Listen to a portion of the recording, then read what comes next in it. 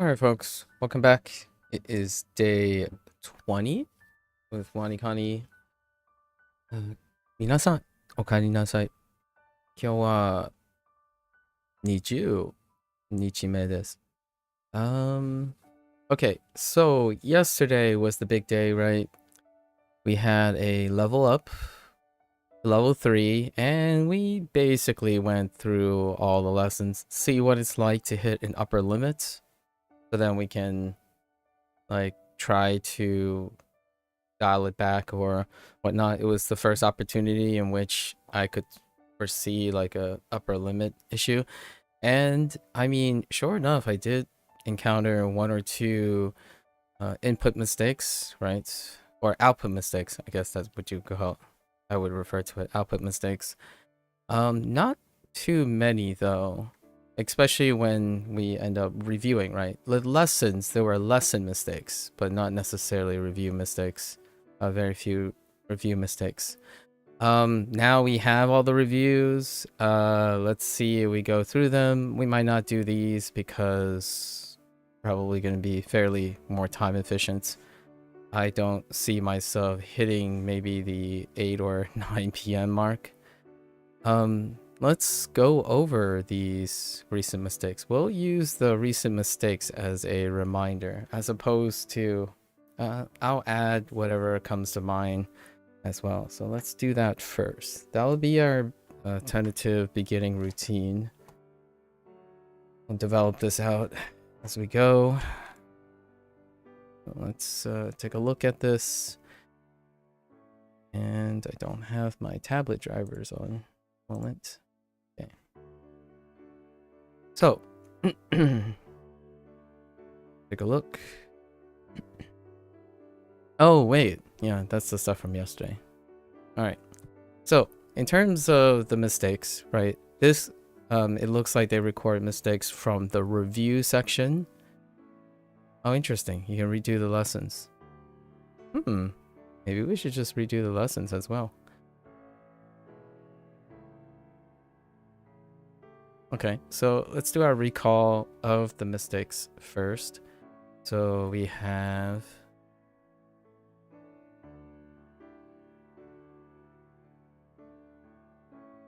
Right, so fire plus mountain, right? You have volcano.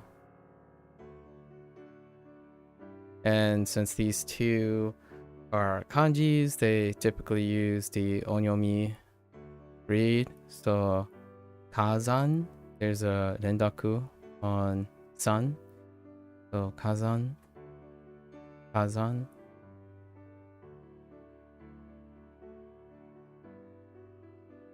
I typed zen instead of zan yesterday.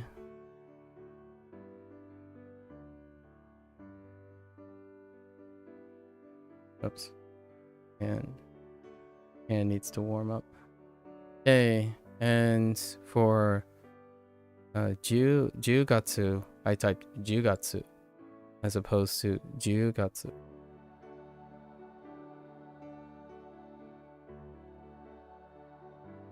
Right. So, talking about October, the 10th moon of the year.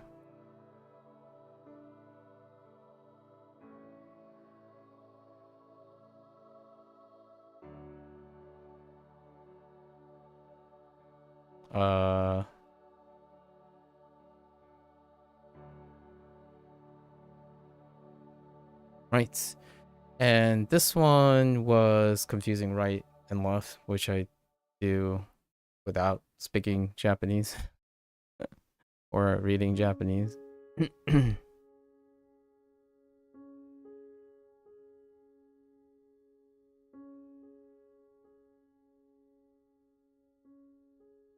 Oh, left, right. Sa. Sorry for this particular entry. And then I did not read the ts. I read a ka, so I typed mu tsu instead of mui. Wait. Not mu. This is yo. Yo. I typed yotsu as opposed to yatsu. Right.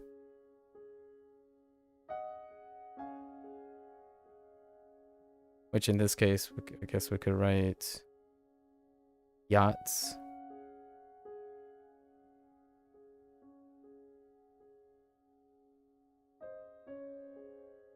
Oh, yatsu. And of course, a proverbial sword. This one was... how did I make the error? Chikara...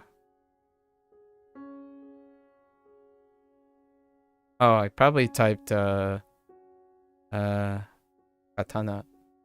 Katana as opposed to chikara because of the sword thing. Which is, this is strength or power or ability.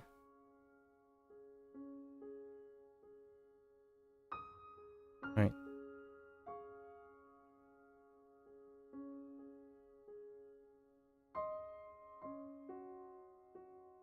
Right.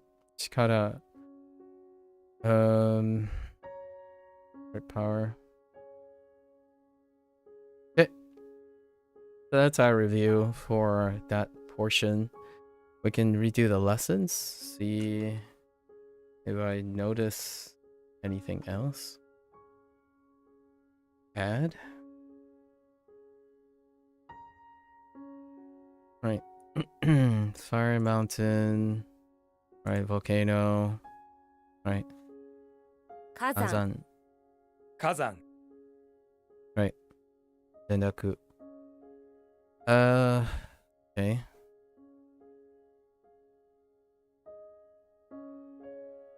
Fine. Yep, 10月. And then, obviously, I immediately thought, oh, yeah, right, Jewel guts. Okay. And left-handed, right, saws in the left hand, doing construction. Right. Narwhal doing construction. And 8 what? 8 yachts, right? Richie Rich. Yatsu. And we have power, strength or ability, right? Yeah, chikara. Squeeze them cheeks, right? For power. Okay. And I don't think we have to do the quiz. So let's go into our reviews. 111. Let's see how much time this takes. Right. And see the big influx of novel information, like how that works. There are quite a few radicals that I'm not familiar with, as in I didn't ascribe any meaning to them. So there are novel things in this situation. Are there new vocabulary? There aren't new vocabulary though. So there are not those things I need to remember, right? This is the drying rack. I don't know if they take into consideration capitalization or not.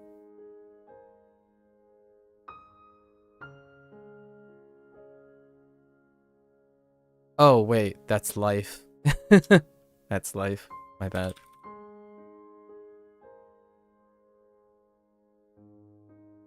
I'm gonna try to be a little quicker these days. Which one do they want with this? What was this? Ski. 2 keys.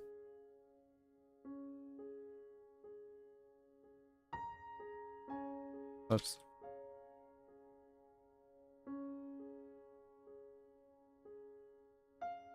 Oh, whoops.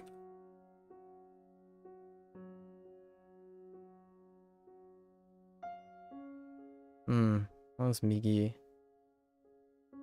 Oh, mean geese or meat geese.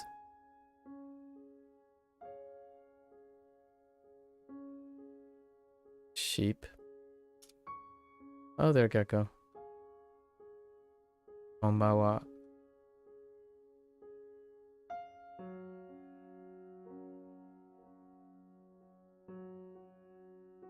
Um.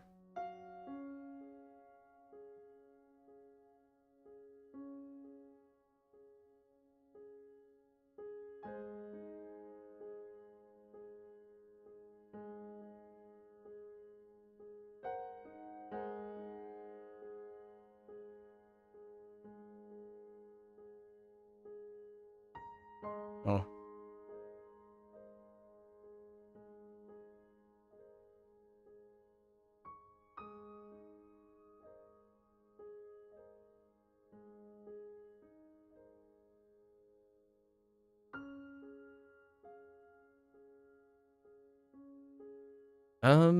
I wonder if you can write.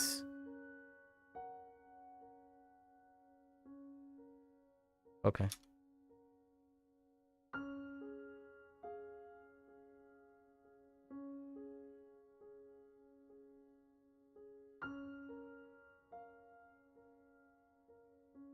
It's important read.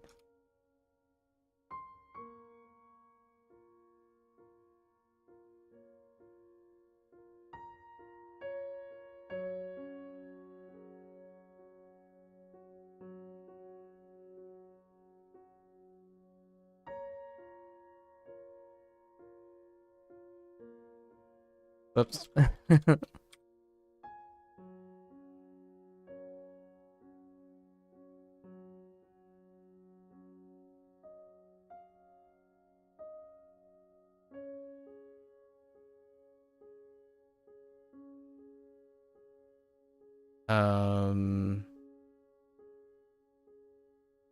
Whatever you can write that for the other meaning too. I'll write minute this time.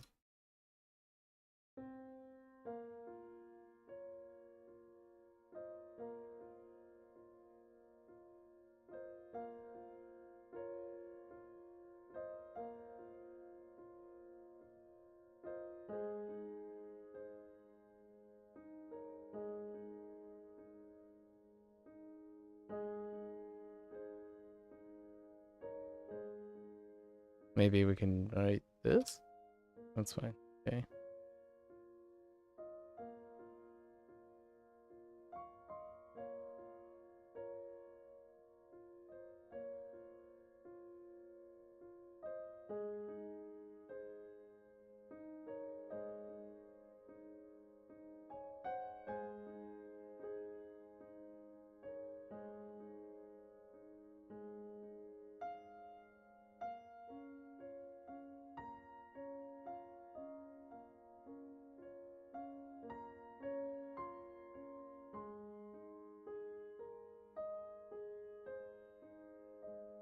Okay. Whoops. I'll talk about what's different this time in a bit.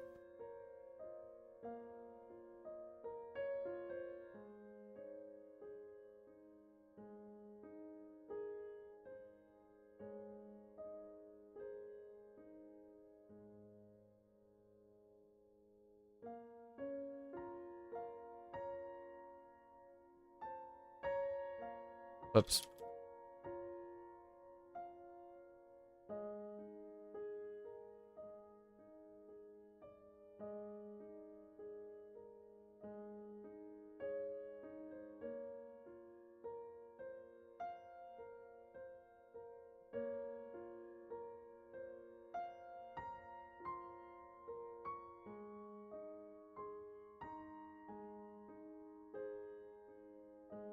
Whoops.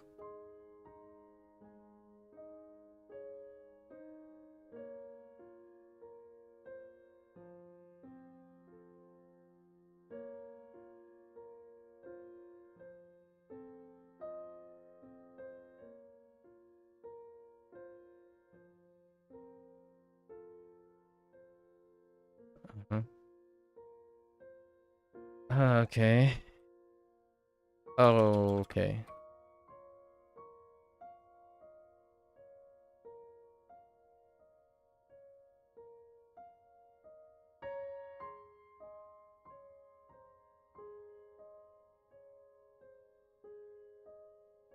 Um.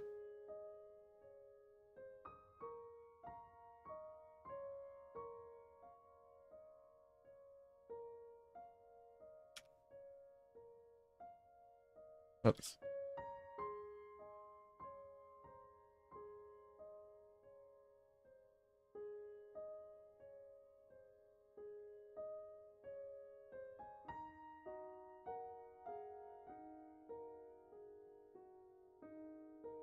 Mm.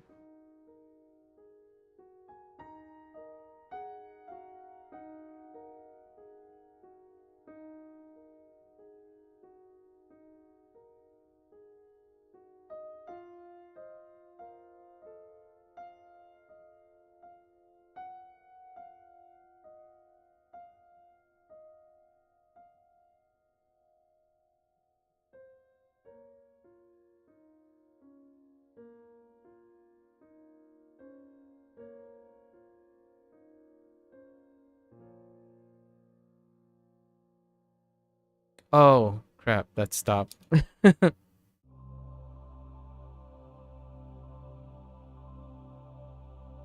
um. Not stop. Wait, actually, I should have looked at that.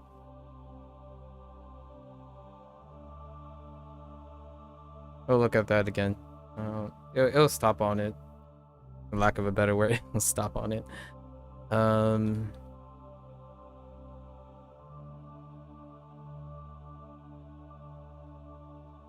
Just worry about it later. When it comes up again.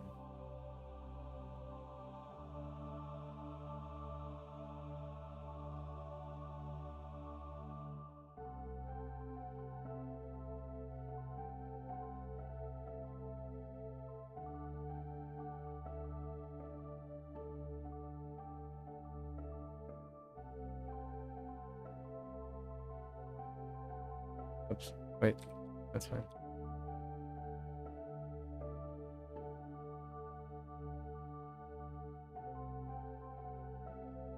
Oh, wait. Did I write the wrong...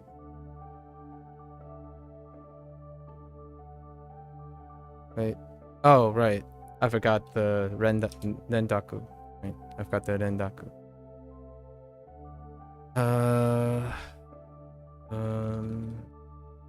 What's the mnemonic for this? Oh, yeah.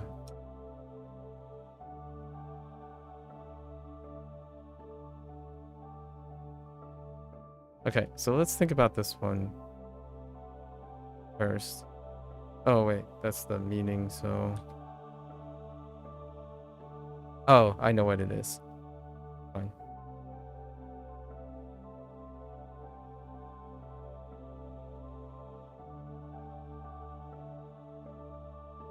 Make sure I don't typo. Ugh.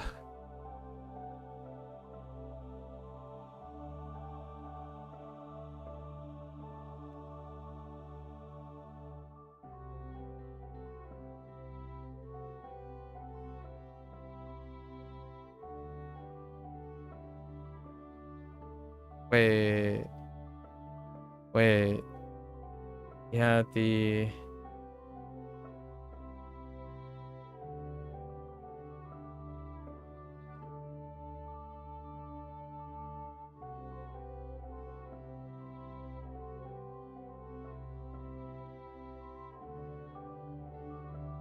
We'll write this down. Let's write this one down.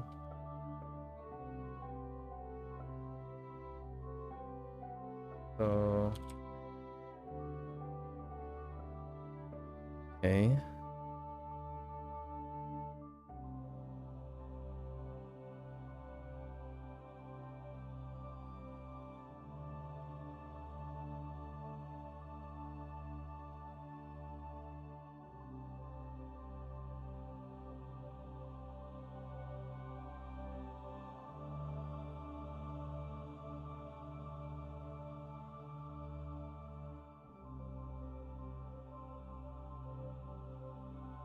The mnemonic had something to do with evening toe. and Firefoot going outside to cool it.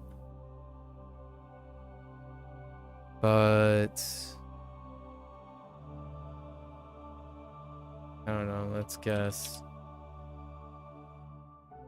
Oh, it's the one that I skipped yesterday, and it's still presenting to be a problem. Because I skipped the reading yesterday, and then I quickly glanced at this after skipping the reading yesterday. It was that one. I was thinking it could be the one that I didn't read at all. Alright, that's fine. I'm gonna just reinforce it. Okay. Okay.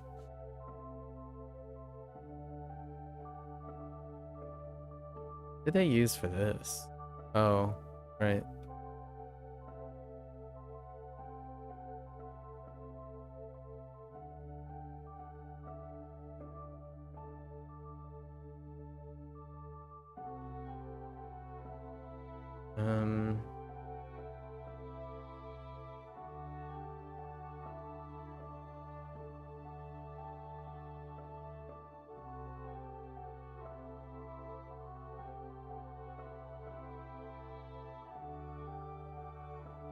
Oops.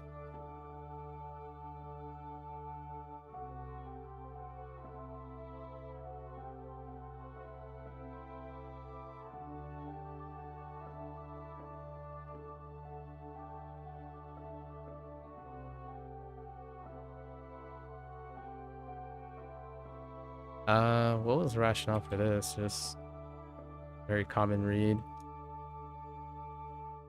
Okay.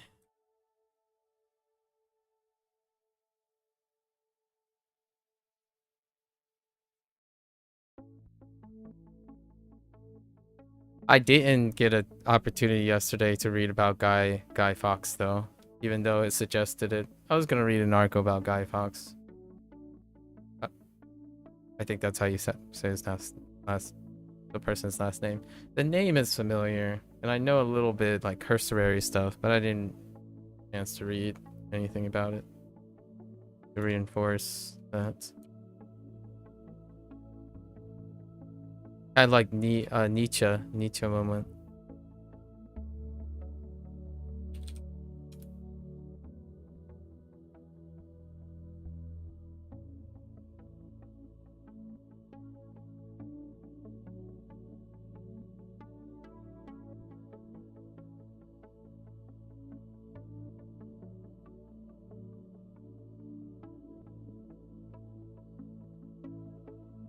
I noticed something about the reverse order. Sorry. Maybe I'll talk about that later as well.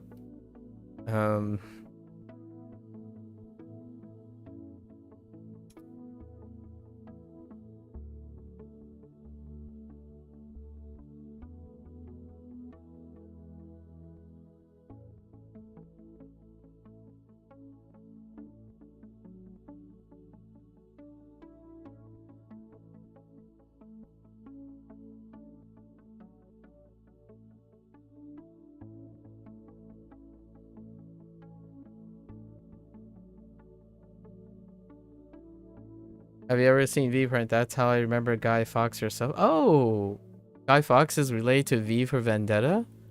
Oh, that. Oh, okay. Yeah, that does it. That's all I need. That's all I need to know. That's good enough. I didn't realize that's. Hold up. Now I have. Oh, I didn't even make that connection. Wow. Well, that's one way to remember it.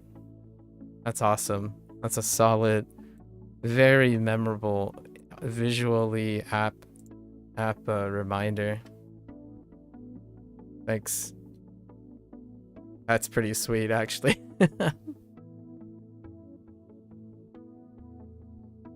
Dude, that guy's face, though. Can't unsee that. Oh, that's what they mean by they wear the Guy Fawkes mask everywhere. Oh, that makes so much sense now. Like in the mnemonic itself, right? Poe wrote something about, oh yeah, you know, people wear this mask all the time. I'm like, what? I didn't quite make that connection. The more you know. The more you know.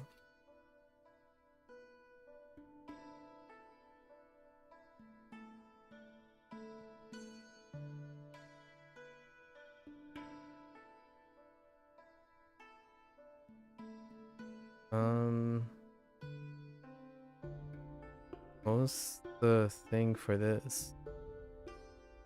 So they're both separate, right? You treat them as...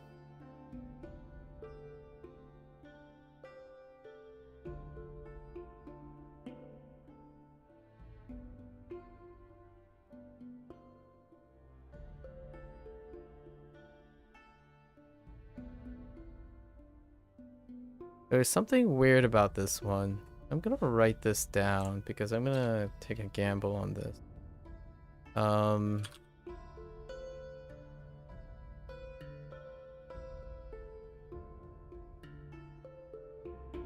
No. Okay. Just curious. Oh, right. They used he. Right. Okay. Curious. You really like this movie too, which makes it stick. I quite like the movie as well, the movie thing dealing with that.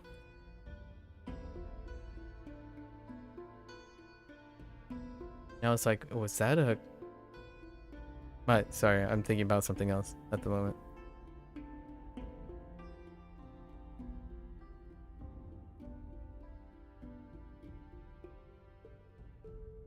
Oops. They have a is? I don't know what they wanted. Oh, this one? I think that's a semantics thing.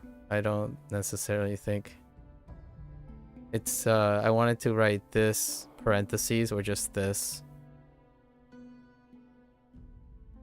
This parenthetic. Is as in the generative is. There's something there. But they use one. I don't have to remember that. I wasn't really paying attention to these as much. Oops.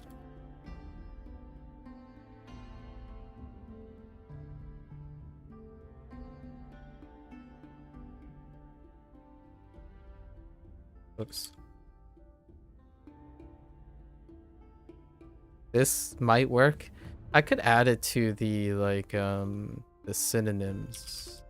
I don't quite want to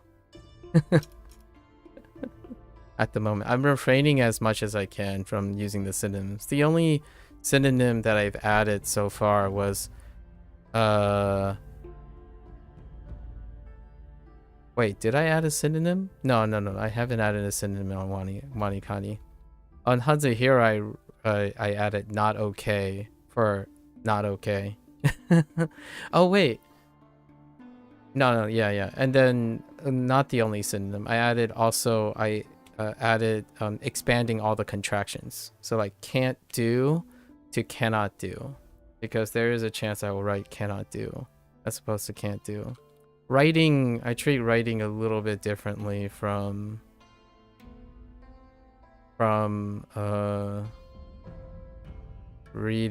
speaking. Okay, what was this?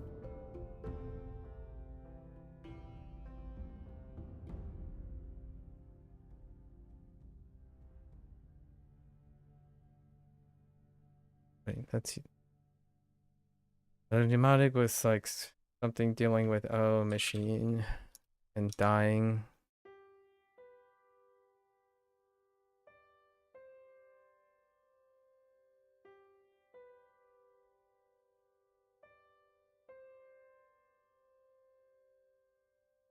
Do they take above the table too? No, they don't.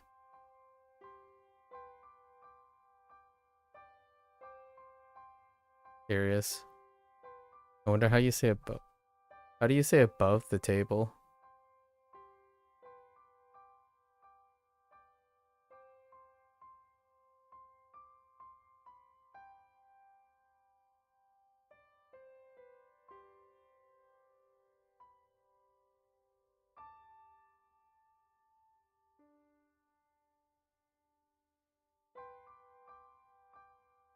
We won't chance it. It's not not worth right now.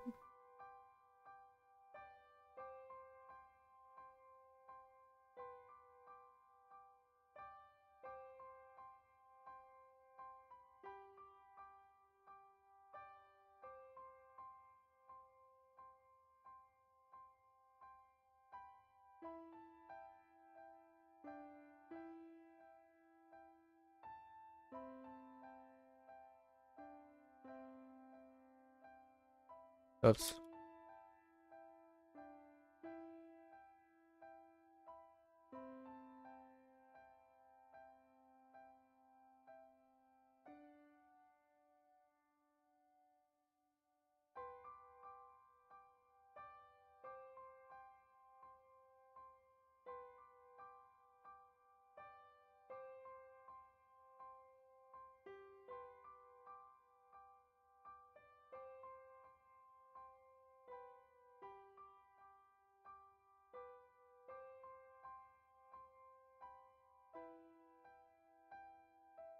Gotta make sure I don't mix HanziHero and WaniKani up for some of these.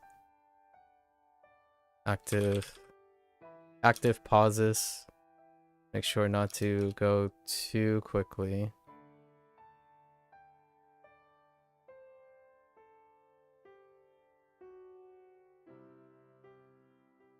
Huh. Okay.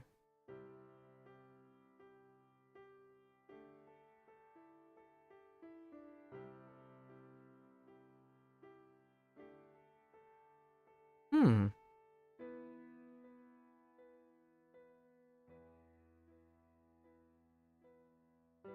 Oops.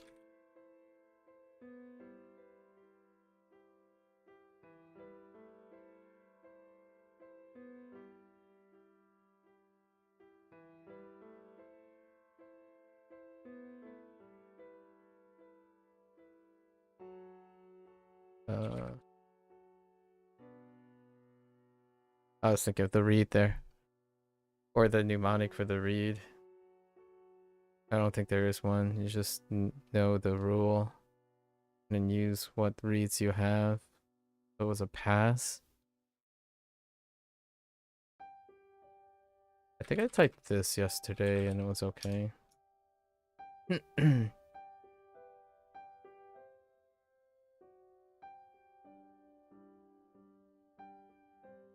Oops.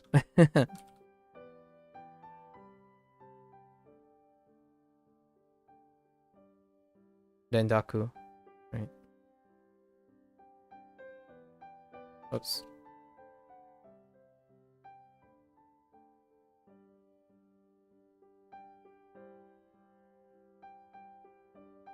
This one was a bit of a stretch.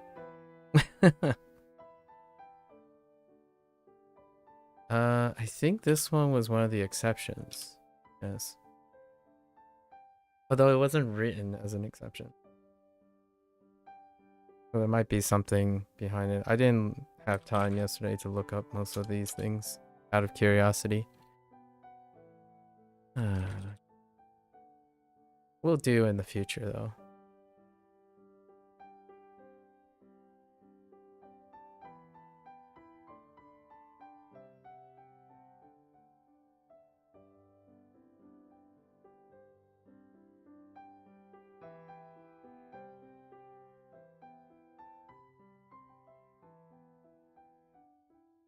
I kind of like this here where you write katakana, but you're reading katakana, but you're writing hiragana. It's kind of an interesting sensation. I kind of like it.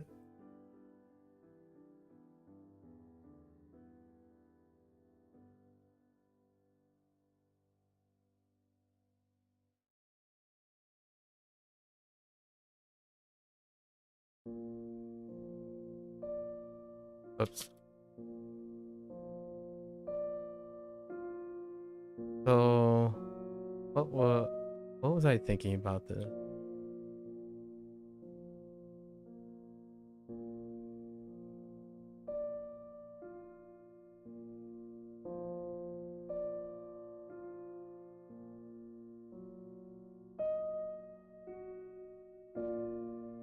Yeah.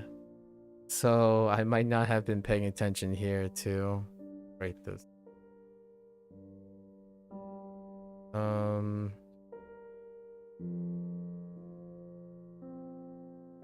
So obviously it's the ones that I have not used. So outside the guy read is something new. Sunrise is something new, and obedient is something new. So I will have to pause and dedicate longer time. Oh, or I can use the SRS to primarily focus on that when it comes up again. It'll probably come up more frequently, so that's kind of trusting the system a bit. It's kind of reinforced both kana scripts, which is nice. It also re-emphasizes that hiragana is not only used in Japanese, but also as phonetic representation of anything Japanese, kanji or katakana. Yeah. I don't type in Duolingo, so this is kind of refreshing. It was not my expectation to use this as a form of typing input. However, I was going to do LLM practice as a form of typing input, and then using speech recognition as a form of speech use. So this is kind of nice that I'm typing again. In terms of English, I've also know that I make very common typographical errors when I'm thinking past what I'm trying to write. So it does quite happen sometimes. And as a personal background, not that I know for sure, but I have problems with sustained attention quite a bit. And I don't think it's a problem as in a negative thing. Oftentimes when I have a selective thought, it can create and lead to different thoughts and different typos. Ultimately, how I navigate this type of negative feeling to make it not a negative feeling is I typically focus and evaluate on consistency, right? How consistent am I across the board, as opposed to from case to case? It can be very demotivating if someone who blames who succumbs to their lack of attention span across a short amount of time because they don't typically do tasks for a very long time. That can be very daunting, and I can empathize with the nature of youth today, where they are very hyperstimulated and are prone to not having longer sustained attention. And I don't believe this. I think, take this for a grain of salt, I don't necessarily believe that shortened attention span is something that is a predisposition. I think there is a lot to say about the current nature of tools. Actually, WaniKani is one of them. Tools in which they emphasize on efficiency and short attention spans, right? A predisposition is one thing. Being under practice and not normalizing behavior to longer attention methods and inputs is a different story entirely. So when it comes to learning, right, oftentimes when you hear people talk about things, they're going to likely talk about a long format form of engagement and a short format form of engagement. SRS being the short format, and long format would be like comprehensible input with graded readers or something, right? Or watching anime or reading manga. That's a long format manner. That whole like context versus repetition, that kind of thing. Context is long format usually, the longer format. And individuals who only focuses on one or the other may want to use that as a form of self-awareness, of understanding where your normalized attention span is. I think it's very different from someone who convinced themselves that they can't. This is a thing that I find very, very noticeable when it comes to this type of thing. I personally think you're doing great on that front. You did manage to sit through a 5 hour without interruption after our digression yesterday, so where your mind roams, but you get back on track quickly. Yeah, and hear me out. I have to iterate this again. This is not my preferred form of so if I had to say anything, this is largely not my preferred form of elevated learning. However, as a kid, I used to really, really like this. And the nice thing about being able to retain my attention for 5 hours, like the WaniKani session, is because I view WaniKani as one thing. So I'm building this profile of ko, right? So these words are not separated from each other, like in a tension manner. So all of it culminates into an experience.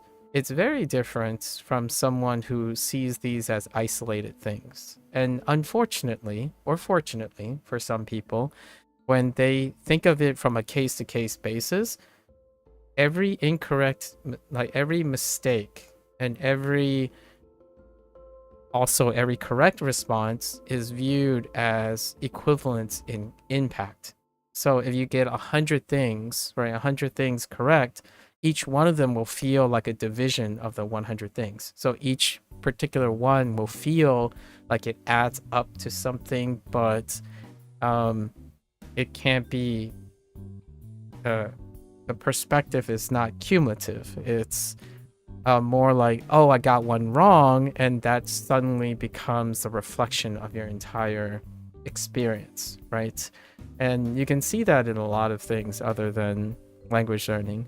Like, for example, when someone uses a product for 4 years and suddenly they encountered one error, and then officially the product is unusable because of that one error.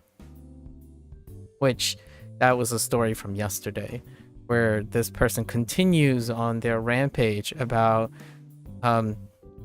projecting how negative and cynical that person can become by presuming that people are people and they should be perfectionists and whatnot. So this person managed to find, after getting to level 13, that there were 12 errors, and they were so impatient that they think that waiting for 2 months to correct an error that is in this program, it's a typographical error, by the way, would seemingly sour every value of the product, and then go on and provide cognitive dissonance by gaslighting other people, or attempting to gaslight other people that they are the victim of apathy, and consistently stating that they care about the well-being of other people while talking to them as though they're not as important as themselves. That's the kind of thing that I feel go hand in hand. And for now, like, I'm actively telling myself, oh, okay, I got this wrong. I'll check it later.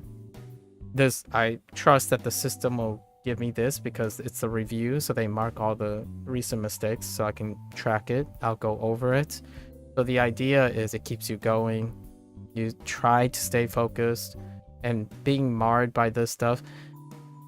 I'm starting to retract my statement about using sound cues, because I've realized that it can be a double edge. So the thing about Duolingo is they're very strongly sound cue. They have like very strong sound cue repetition. So whenever you get something wrong, it like startles me. Like, and I can totally understand potentially their preference on not using sound cues now that I think about it, right? Because of the high volume of review, you're going to hear that sound cue very, very rapidly. And that can induce like a pattern habit formation that they, you know, the designers of WaniKani were like, maybe not. Although the alternative is obviously offering the option of it. You can turn on and off sound cues, which is what Duolingo offers, right? It's interesting. That's what came across my mind right now, where you hit enter and you only have a visual stimulus, right? Like, oh, okay, I got it right, I got it wrong. Red still sucks to see. Green is still not a big coincidence, one of my favorite colors, right? Anyways, I'm having. Let's refocus for a minute. We're almost to the end, so I'll have my thoughts about what I'm doing that's different right now. What is the clinic? So do I treat this as I do, right? So then I would use like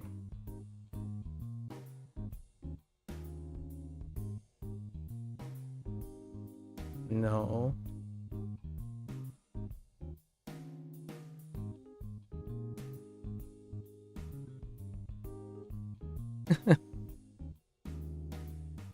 I can see where this person's coming from, but there are definitely ways to work around that. My solution was simple. I installed a script that allowed me to correct typos. That person made a I already said that. That person, the thing about, I'm not saying that that person doesn't have, so that person is correct. Their emotional intelligence is non-existent when they're talking to other people. So they already mentioned that, oh, it's not a big problem to them because they just want to help other people correct typos. But the thing is, there's a difference between righteous indignation and it's not bothering you being philanthropist, like being philanthropic, right, about your actions versus talking down to everyone and condescending everyone and denying everyone's perceptions. Right? Like that person said, oh yeah, this isn't a problem for me. I already download scripts and avoid all this stuff. You know, it doesn't take it takes a few minutes for me to correct this, so it should take a few minutes for the developers to correct this. So I'm doing the benefit of the doubt. I'm the better person. I am the victim of apathy and neglect. I am doing people a favor, right? It's not a problem to me. They stated, like, you know, I've corrected this, like I use scripts and stuff. You get over this. It only takes me a couple minutes. I'm really good with this, but it only takes me a couple minutes to find the typo. It should only take a couple minutes to answer your emails and then correct the typo for the developer. And that is projecting things, right? So if it's easy for you, it doesn't necessarily mean it's easy for the person you're addressing. The problem with this is the person believes they are in the right because they are doing an act of kindness that a large majority of the community did not say they asked for this or they were grateful for this, but they should be grateful for this because that person is doing an act of kindness, right? And that is righteous indignation. It's placing yourself on a pedestal as opposed to being philanthropic. Philanthropic is usually an act of kindness in which you don't expect a return. So instead, this person chose to voice their, you know, their discourse, which placing it on the forum is a great way for optics. You know, you get other people involved in order to correct it. However, that person went out and about and exercised a victim and aggressor perspective. Like they are the one that's being wronged and it's unprofessional and assuming what everyone else thinks as well as telling what the developers are, right? They used ad hominem arguments against the developer based on their emotional attachment to being heard and whatnot. And that is what makes something that, yes, that person is correct. They also don't have a problem with it, and yet they have a problem with it. But the problem is not regarding the typo. The problem was regarding someone not paying attention to them. On a side note, I personally appreciate that WaniKani is very open to community scripts. I don't use many myself, but as a user, you can choose to totally ignore or customize your experience. Yes, voice matters, right? Now, this was another forum topic, by the way. The whole, like, Another person, level 30 plus, they said like, you know what, WaniKani has been really disappointing lately. As in, since WaniKani is a subscription, right? It's based on a live service model. They expect that as a live service model, there are some standards at this point, some implicit standards. There are no like formal business standards for this. Largely when something is subscription based, there is a normalization of expecting quality of life changes over time, right? And this person raised the topic of, oh yeah, WaniKani has not changed fundamentally in a very long time. That's really disappointing. And then, the counter argument was, oh, but if it wasn't for the scripts or the open source nature of modding your experience, I would not use WaniKani. Like there was so many sentiments like, oh, because of this. Now hear me out. The idea is that you have both options, right? Not that is one or the other. So if you have a quality of life change to WaniKani, you get more. You also get pushback. If you leave it as is, you still get pushback. It's a perception situation. Do you want, like, if WaniKani decides to introduce quality of life changes, you'll still get pushback because they'll probably write scripts to undo disagreeable quality of life adjustments, right? So the idea is, will the WaniKani dev pander to the minority disgruntled voice, or typically listen to community members that are dynamic and more reasonable, right? The minority voice is, I want everything, please do everything for me, right? The proactive majority would be, oh, you know what? I mean, we can mod this, so there is an option. I mean, I haven't used any scripts, right? In fact, I am the opposite for the most part. I probably do this manually myself.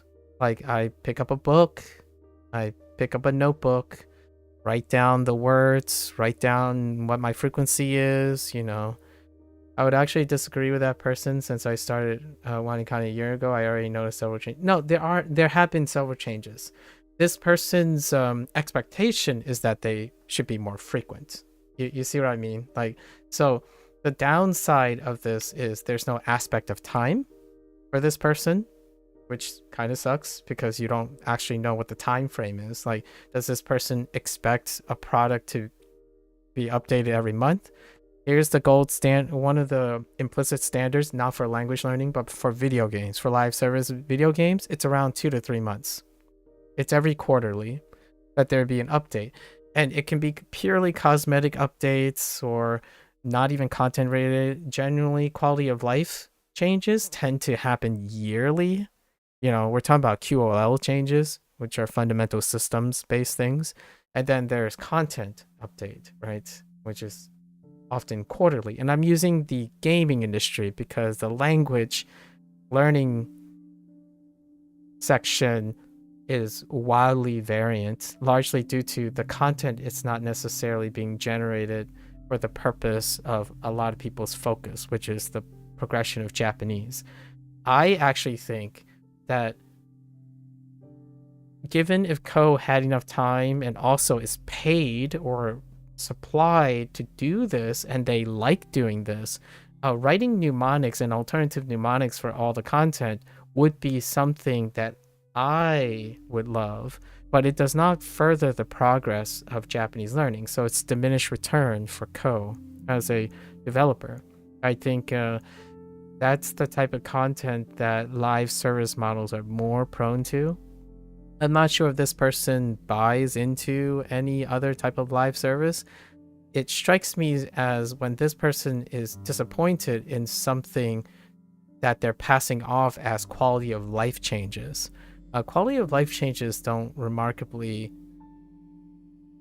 they really fundamentally change things in the grand scheme of things. This person keeps thinking that this product should be featured rich. So like hey, there are all these scripts. Why didn't WaniKani developers add all these scripts on top of WaniKani? And my thought was, because they're available already? You know what I mean? Like, you want a product that must keep their maintenance costs low, yet you want a human being to redundantly produce the scripts that the community themselves, and mind you, they also benefit from innovating on these scripts, as in people who make these scripts and whatnot have pragmatic uses for making scripts for a popular app. There's an ecosystem in line. So when someone comes around and say, why can't my product have everything, and then they can just iterate and redundantly adopt them, like, well, then you have a Roblox situation. Or maybe let's go a little bit further. You might have a Nintendo situation. I don't know if I'm being a little cheeky here with the Nintendo situation. Like, for example, emulation, right? And there is one really big, like, small but big kink in this logic that I don't think people take into account. WaniKani has a Creative Commons proposal. And that's the idea that, like scripts, you can iterate on WaniKani. You can't do that on, like, your live service games a lot of times. Like, that's their property, right? And that's their intellectual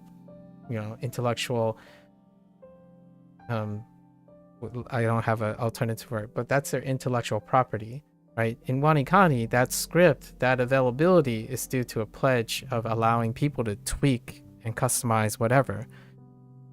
I think there is a egregious habit of taking foundational stuff for granted. Like, oh yeah, you have WaniKani, now I want more. Well, the scripts are built on WaniKani.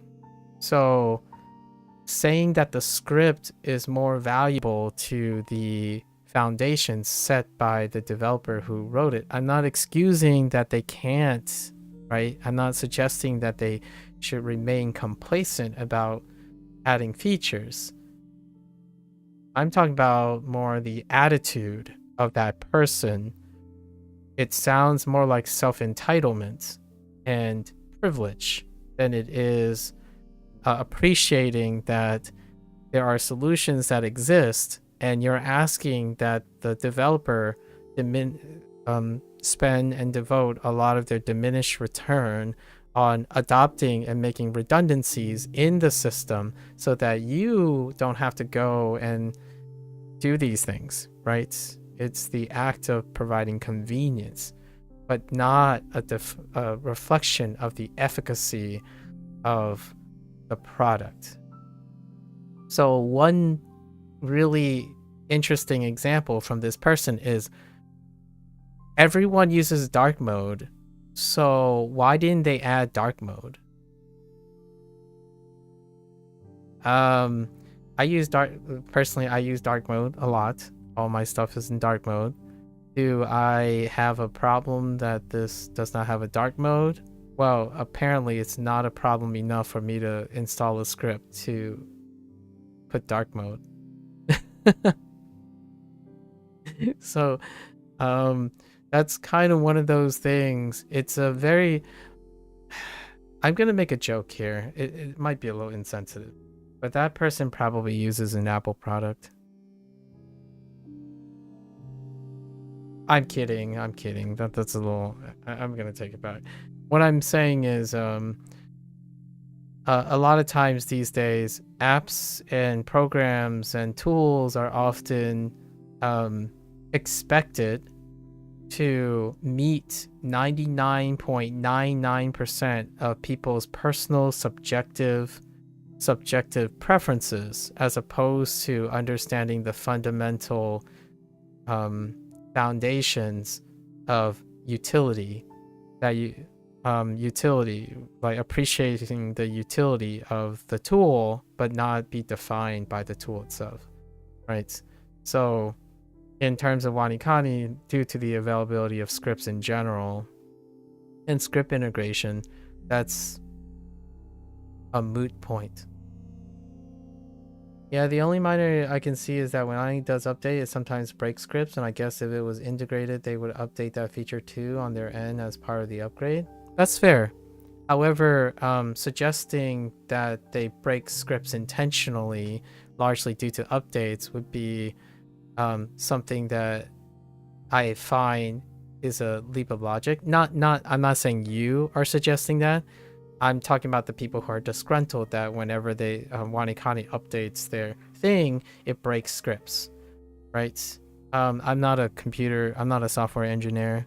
However, oftentimes these are consequences of allowing freedom. Like, it's kind of like saying, I built a game and now you can do whatever with it. And somehow you don't expect that when I built a game, somehow I have to keep track of everything that any other person could possibly have done with my game or with my system, right? Like, so somehow the developer has become responsible for all the innovations or choices that's made by an open community. Now, it is very commendable, admirable, extra, and also incredibly wonderful when a developer can account for all of this, right? I would say up the charge, add 3 or more software engineers, and you might get a working system that can prevent something like that from happening. Possibly, or mitigating that from happening, and then having like a higher turnover. I from the reading of the forums and threads, was under the impression that there is a Ko and Viet also have like people helping them at the customer support side of things, which sounds a little bit more reassuring to me. It ends up being a bane in the defense of them, though. People attack customer supports and like technicians and whatnot that aren't the developers, for example. And that's a division of responsibility that makes it so that it's humanly possible to do these things. And yet it is coming from a source that is entirely unreasonable, emotionally charged, and also incredibly insensitive to looking at a product and not understanding that there are people behind the product or managing that product. Yeah, I purchased a lifetime subscription, so that's kind of a moot point. I would still be okay if they never update the... Yeah, me too. Largely because this product exists, and I purchased the value of the product as is. Which, mind you, Gecko, for the record, you've hit the one last topic that I had a disagreement with that person who talked about the typos. That person said at the very end, this is what I mean by self-entitlement. That person said, I paid $250 for a lifetime warranty. I expect this product to be updated for the lifetime of my ownership, right? And my thought was, okay, $250, they bought it at the end of the year because that's a discounted price, because I also spent $250. It's $350, I think, the normal price. So they bought it at a discount price. So we already know deductively that this person is someone who's very frugal, who likes to maximize their value. But also from that type of wording and whatnot, they, in my opinion, they are individuals who believe that value at the time of purchase continue to appreciate. That's not the same as buying something wholesale and accepting the value that is offered in its state. Now, lifetime subscriptions may kind of impose that as a in good faith, right? In good faith. And I totally get that, because if you watch like tech tips and whatnot, there is this air of expectation or goodwill that oh yeah, they're going to do their best to deliver an experience for a lifetime. Now, the question is, when you experience something, it can get worse, it can get better, and it cannot change at all. The idea is, when I think of lifetime subscription, this is not in agreement with other people. I actually think in the tech world, there's a normalized expectation that when you buy a lifetime subscription, you expect some sort of improvement over time due to good faith, right?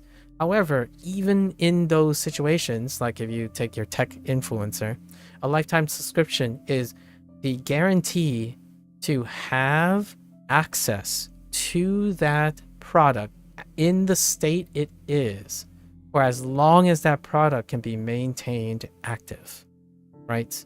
So if the server collapses tomorrow, if they run out of money, that is the end of that lifetime. It is the end to the life of that software.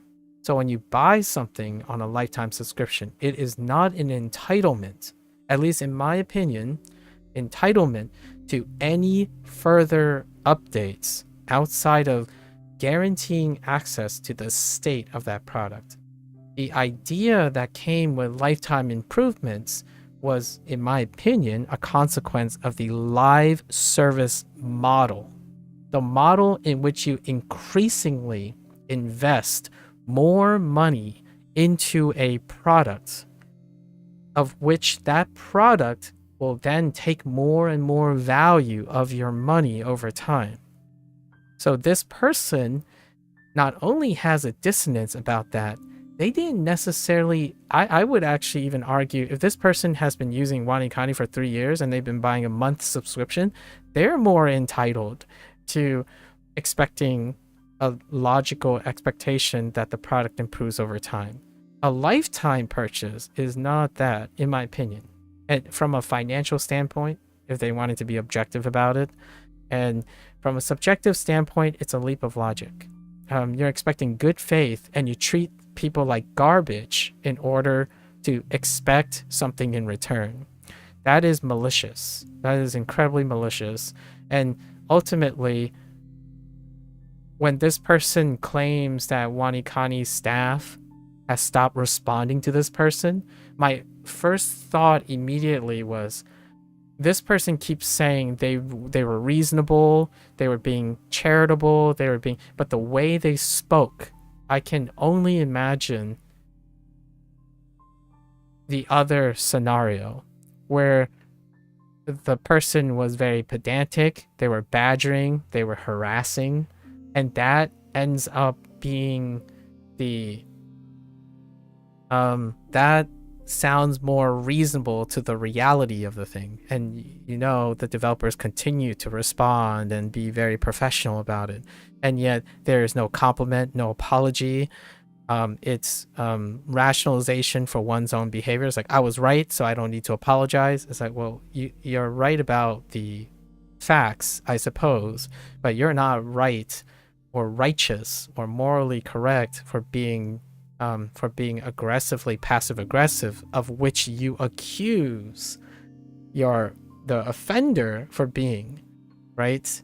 And that's kind of really upsetting. With all that said, that's one person, and the vast majority of the community was on a more complacent level, and I think that's really reassuring. Like, the vast majority of the replies and whatnot come from a very nurturing and understanding and empathetic situation for both sides. Like, the people were suggesting trying to relate to them, but at the same time they were making compromises, and I absolutely love that about the WaniKani thing. I've been reading the forums on a daily basis, so it's wonderful to get an idea of what the community is like, and I've been reassured this, despite reading largely and focusing largely on dissonance or discourse with the product, because I really like WaniKani. So as a natural balance, I must also be aware of all the discourse against WaniKani, right? Much like Duolingo, if most people are against Duolingo, then I find something to the contrary. I have to adapt to understanding as many sides to the product. And this one was a really big one recently, actually. I don't know if you read the forums. I do quite a lot, enjoy spectating and observing. Once they decide to allow them, I indeed see no reason why they would be against scripts or try to break them. It's the same for those games. Sometimes mods do a lot for a game's popularity. They do. Witcher 3, right?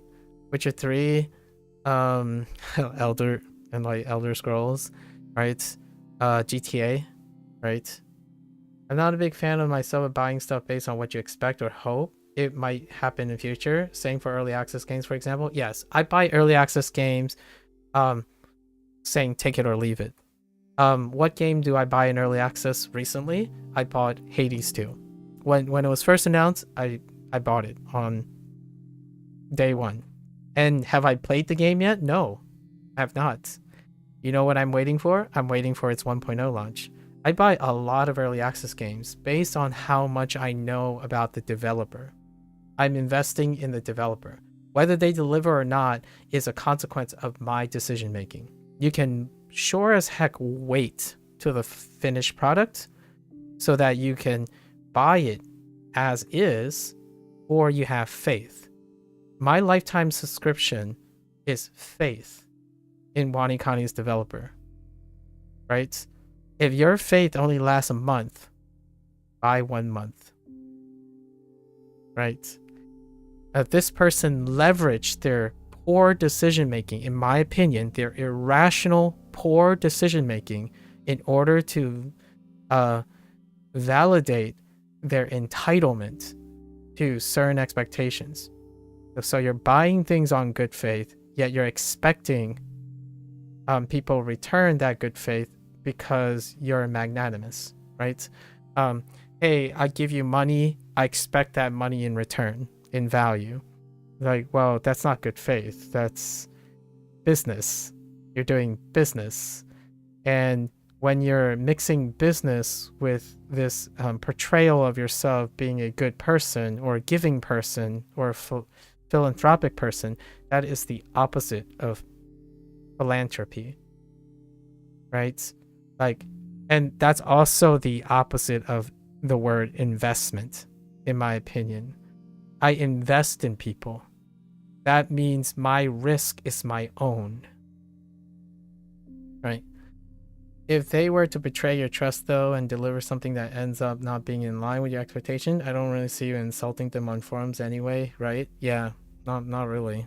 It means my judgment was not great, but hear me out. I invest in people because I'm willing to lose it.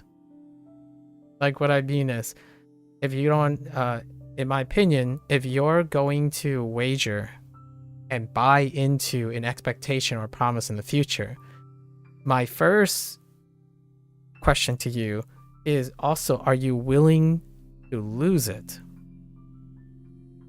Otherwise, buying based on expectation is faith, right? It's weird. Here's an example: faith in yourself. I think purchasing faith in yourself is a great example of a decision making that people use maybe more frequently. For example, oh yeah, I'm going to learn Japanese every single day.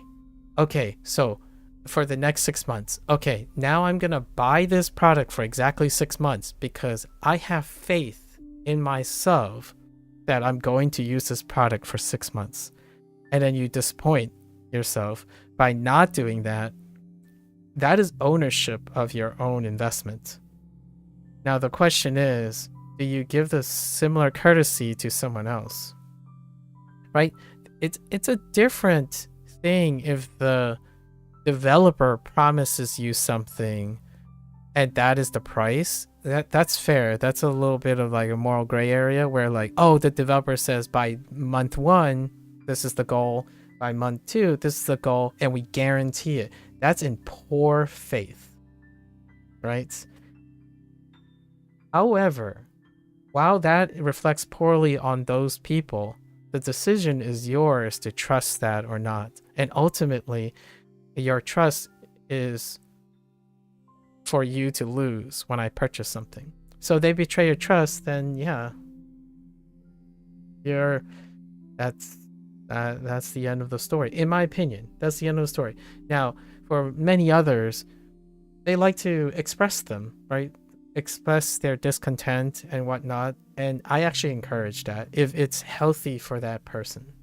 Now, we wouldn't be having this discussion if that person didn't express that, and then you see how the community interacts, right, in response. And to me, I think it's a great learning lesson, right?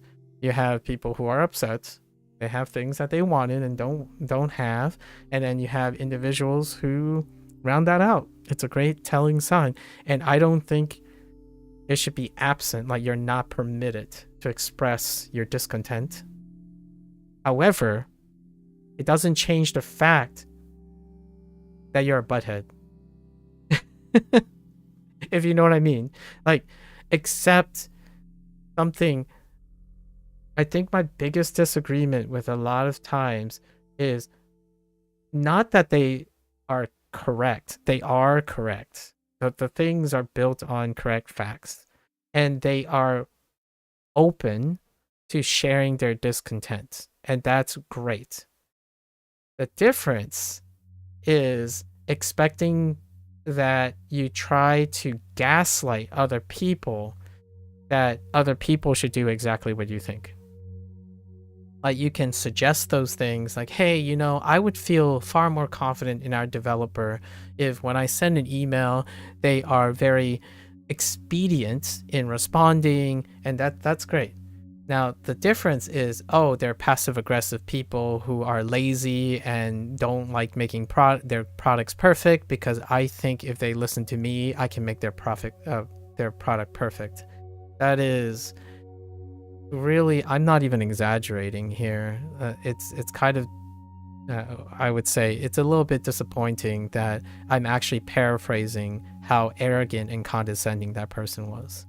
And in a way, it's very impressive that a vast majority of people who responded were very level-headed. They actually used the same diction, provided their own opinions, and then that person immediately does the thing that is characteristic, in my opinion. I was thinking maybe it would change the person's perspective, but instead they use a tone that is completely dismissive.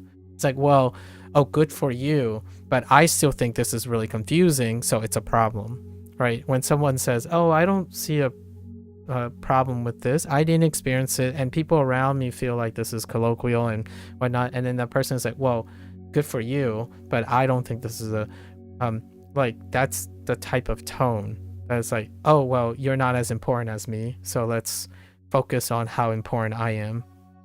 That's a paraphrase. They said it in a very scholastic way, so this person's probably really well educated, if not a little bit emotionally unhinged. That's disappointing. Yet, I think stuff like this is incredibly healthy and it's expected, right? What I mean is discourse and these things.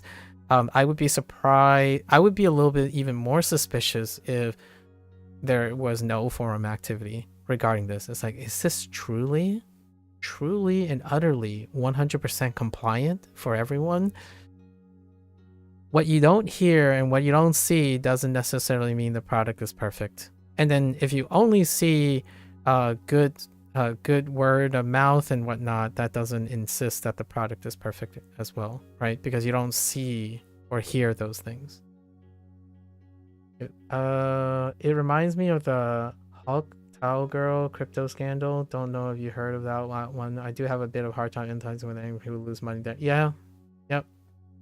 I mean, it doesn't have to be particularly anything regarding that. It can be investments. The word scam, right? Scam is often predicated on expectations and voluntary engagement and deceptive practices of promises and whatnot.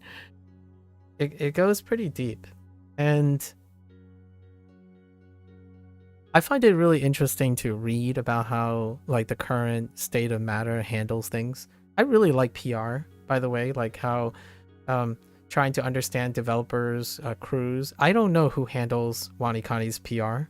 Like Tofugu, if they have a designated person who handles PR and tries to address. I do notice that on the forums there are particular individuals who work for Tofugu that crop up very frequently, so they might be community manager positions and whatnot. That said, the expected daily life of a live service product. My only wishful thinking, right? Let's try to be a little bit. Let's pull it back a little. My only wishful thinking is I hope that person finds the solution to their discontent, right? Their discontent. Apparently, the developers did, in fact, end up responding, and there was some like logistics issues, or like that's the impression I got, where the person's email was lost or something like that. And I think that there's room to grow in terms of how everyone engages in this thing, in this type of discourse. I actually think WaniKani's community is very used to this discourse, and the combination of like 16 or so users have become very empathetic while at the same time sympathetic to the developer, right? So it's wonderful. I think I'm not trying to raise emotional upheaval. I'm not entirely emotionally distraught. It is nice to talk about discourse and how discourse is represented and handled in the community. On HanziHero's side of things, it's entirely even smaller, and Kevin handles all of that, which it's a different dynamic. It's kind of nice to see different ways people handle things. Yeah, scandals like investment scandals happen a lot, and I'm still stuck on this, by the way. So I'm gonna take a guess on this. Not that this discussion is not worth following up. We can talk about this for hours, if not days. I play live service things, so this type of conversation happens quite a lot. And the way I go about talking about these things is not for the purpose of defending someone or rationalizing someone's passionate negativity. More for being able to have someone come to terms with what has transpired. As in, yes, it is really angering to this person, and I hope that they found their solace and their comfort in being able to express their discontent, and then also proceed to find the awareness and the perceptions necessary to avoid these things from happening in the future, or mitigate these, or make investment decisions that are different so that they can live a more consistently happier, or maybe reasonably tolerable anger management and whatnot, right? If there's anything that comes from these type of discourse, is that the party, everyone that's involved, is able to learn from that discourse. Hopefully, anyways. At least that's my thought. It's a naive thought. Just like I know whoever is hearing this now, the idea is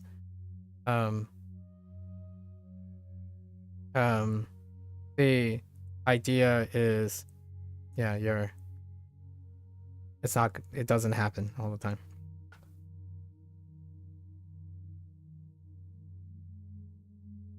At the end of the day, I feel somewhat sorry for these people based on what they show.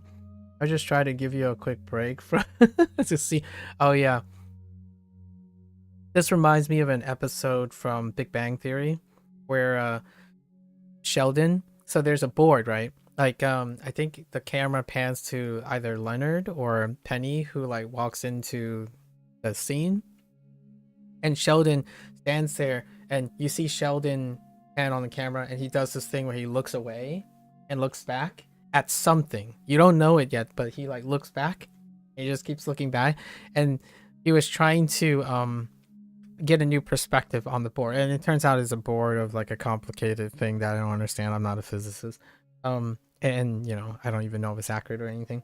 But the idea is, if you take a break and then look at it again, or look at something else and then look away, that type of thing can create like a blank so that you can re-engage. I do this with the digressions, so totally understand, because I obviously am able to choose to entertain the idea or stay focused. So did that help though? Let's find out.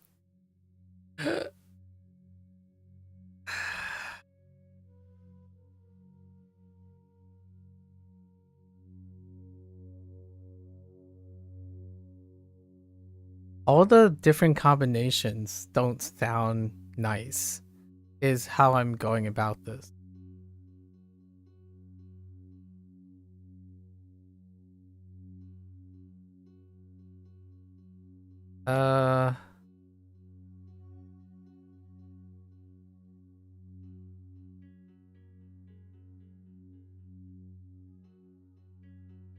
We're gonna go with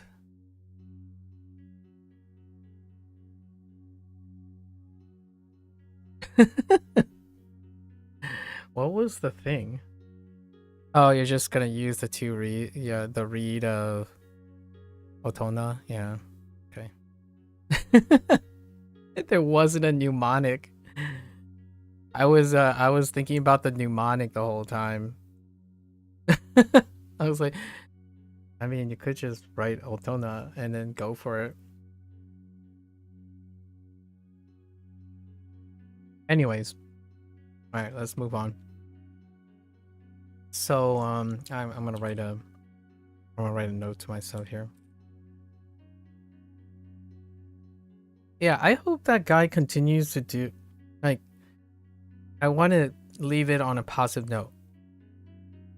I hope there are a lot of people that are gonna go out of their way to help that person, or maybe someone else could console that person. I think the last thing that would be a problem is that it becomes a lose-lose situation, right? Where this person's discontent is not addressed, that discontent balloons into consistent discontent. It's bad PR for WaniKani. It creates more friction and more burden on the community at large. It's a lose-lose situation, right? And that's kind of why it's effective at demonstrating or doing open protests, right? An open protest is an ultimatum. It's one of those things that it's very efficacious. At the same time, the ultimate outcome that I like to think of is, I hope it gets resolved, and it can be a win-win-win situation. I like to believe it can be a win-win situation. It's naive, and it usually doesn't happen, I would say. Realistically, it doesn't usually happen. However, it could be like a win-moot situation. Like, oh, now I'm indifferent. Like, okay, well, that's better than having discourse. At least, I think. If it's possible. Of course, again, realistically, I don't want to be a cynic at this point. Oops.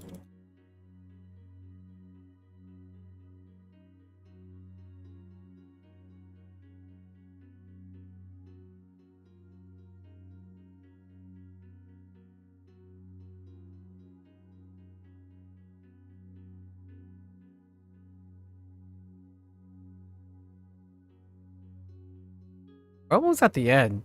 This is really casual. I'm gonna talk about why I've decided to do it this way. It might be a little bit cathartic. I might change it up as I figure out how to do this in a timely fashion, right?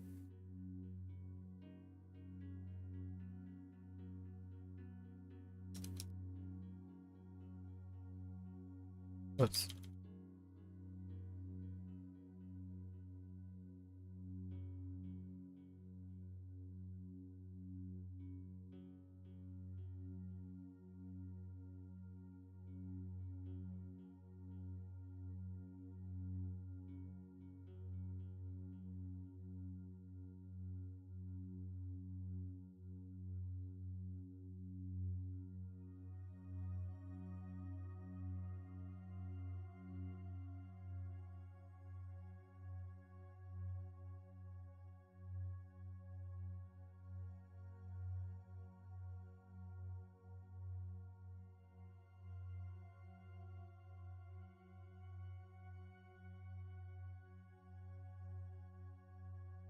What the heck was this mnemonic?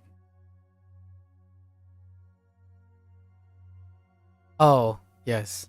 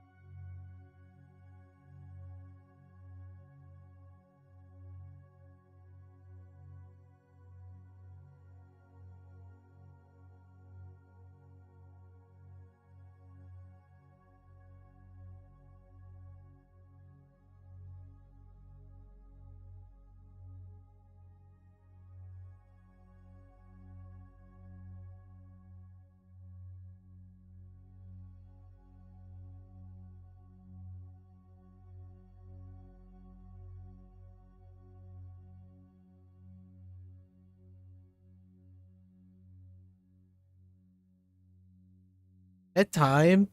Alright. Oh, it's bedtime for you anyway. Unlike today, I don't have the luxury to sleep tomorrow, unfortunately. I hope you enjoy your somewhat less frantic session today. Oh, yeah. I enjoyed yesterday's. I think my voice gave out. That's usually when it becomes a bit frantic. Thanks for the... Yeah, we can pick up a... Yes, absolutely. Pick up a conversation another day. Sleep well. Good luck with work and your weekdays, right? Coming up. There is a lot of topical discussion about TikTok.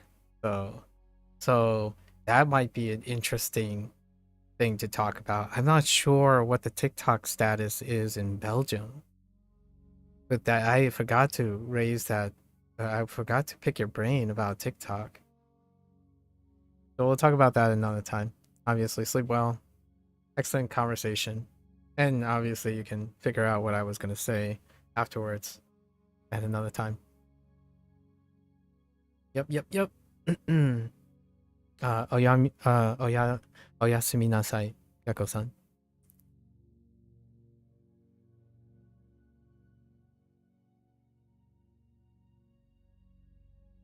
Okay.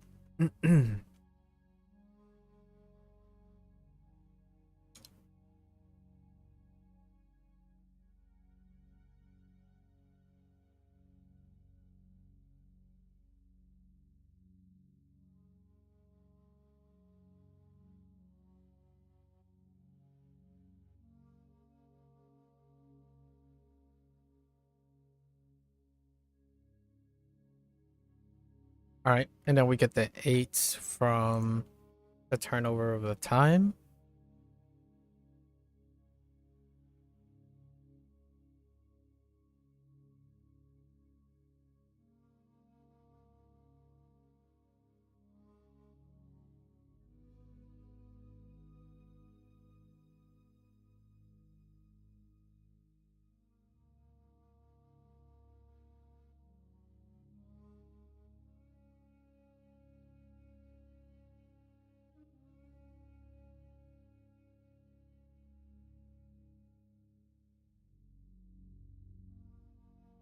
Oops. Oh. Uh.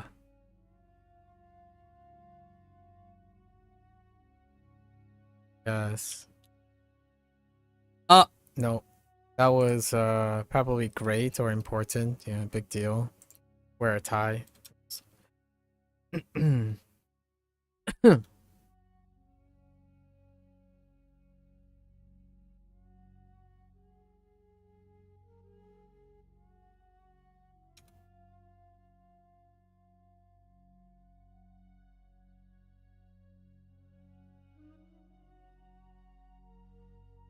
This is purple, right?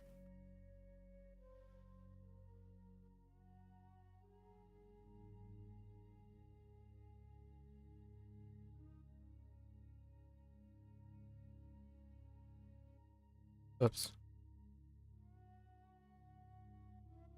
Wear a tie to important things, right? That's fine. Oops.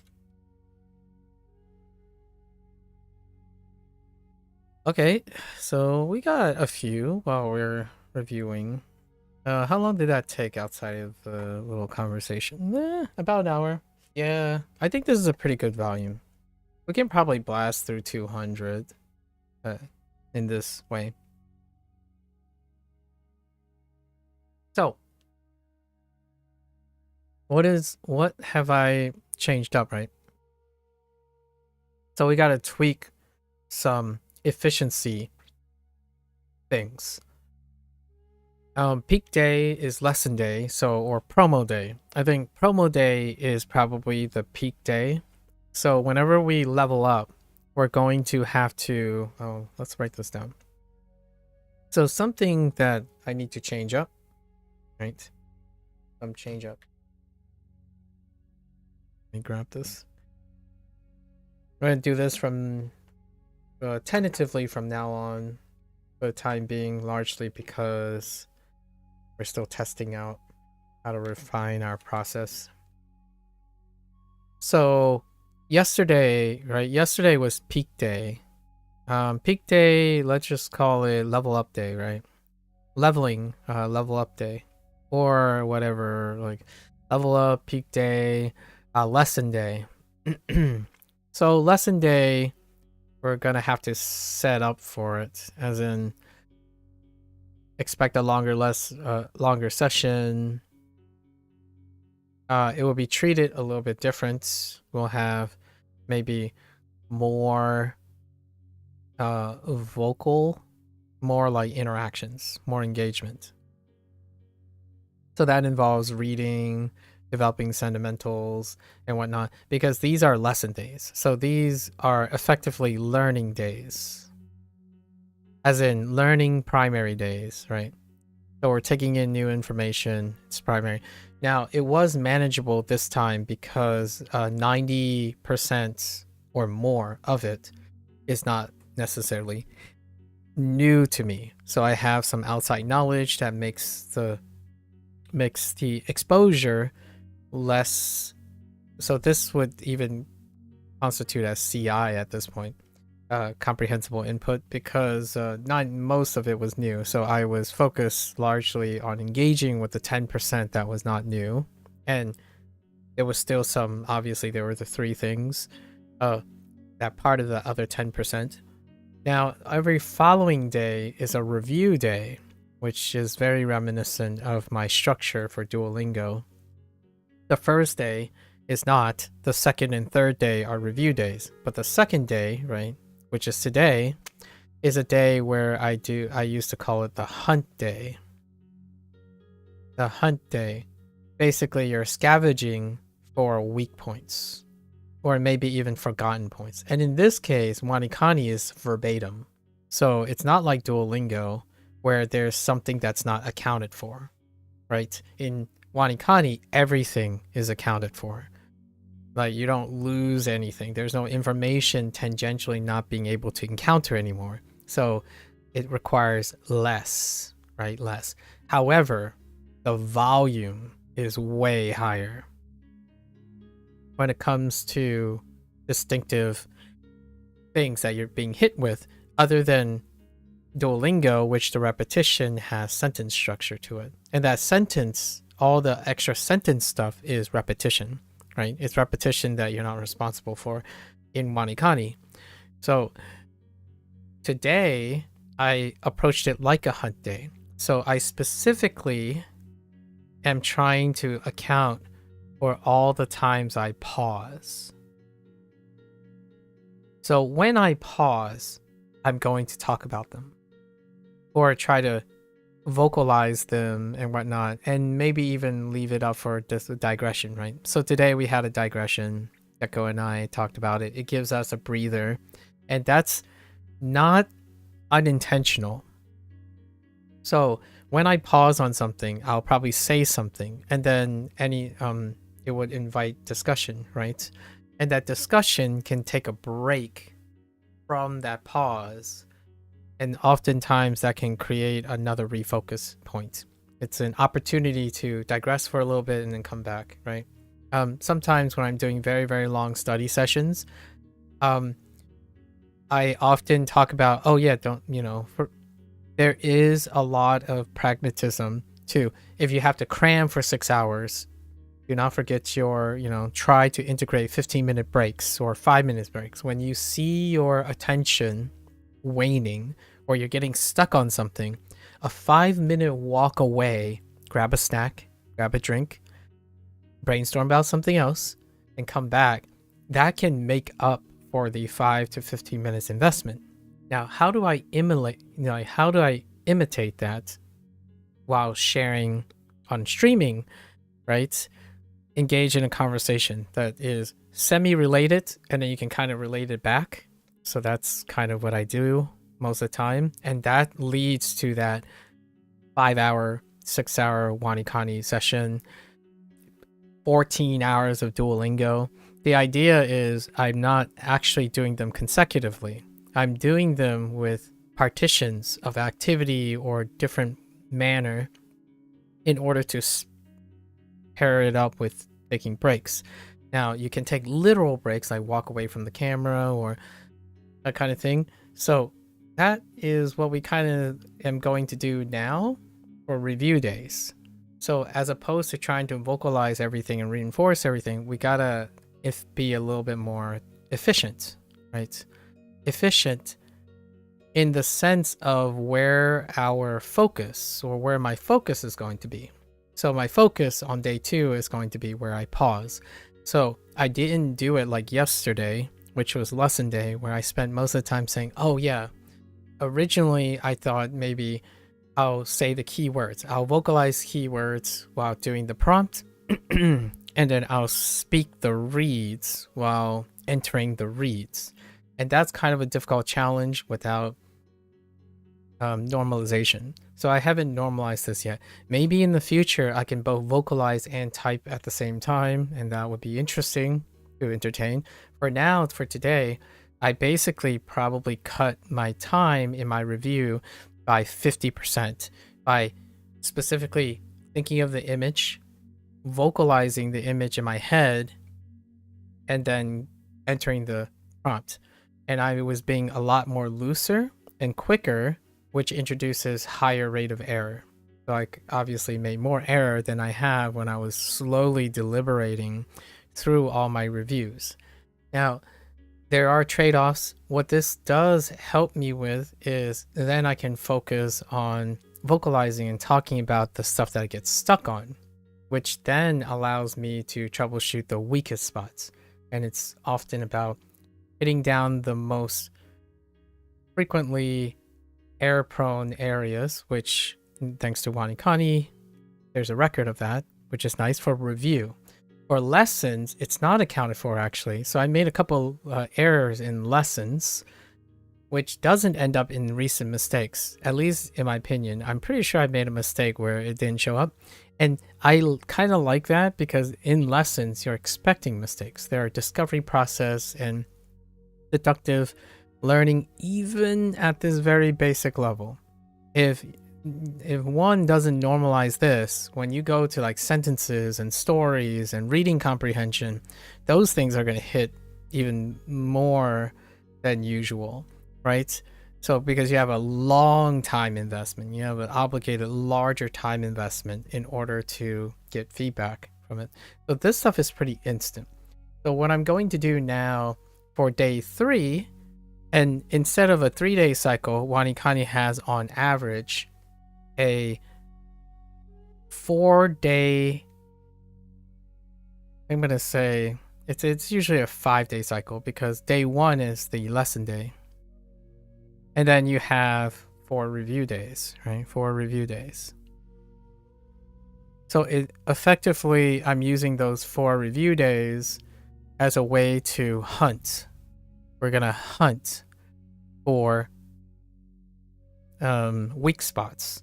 So they'll be fast, quick, and regardless if it stacks up to like 500 reviews or 600, I think this approach is scalable within the hour to 2 hours. It's what makes, it's leveraging SRS. SRS is pretty heckin' amazing in the sense that you're cramming very rapidly. And that's something that I feel is fantastic for what it is. So reducing the amount of time to trust the system is what I'm going to do. Duolingo is a whole different story, right? The outcome, and since it's static, the outcome is very heavily dependent on the user. The user, how you extract information and whatnot.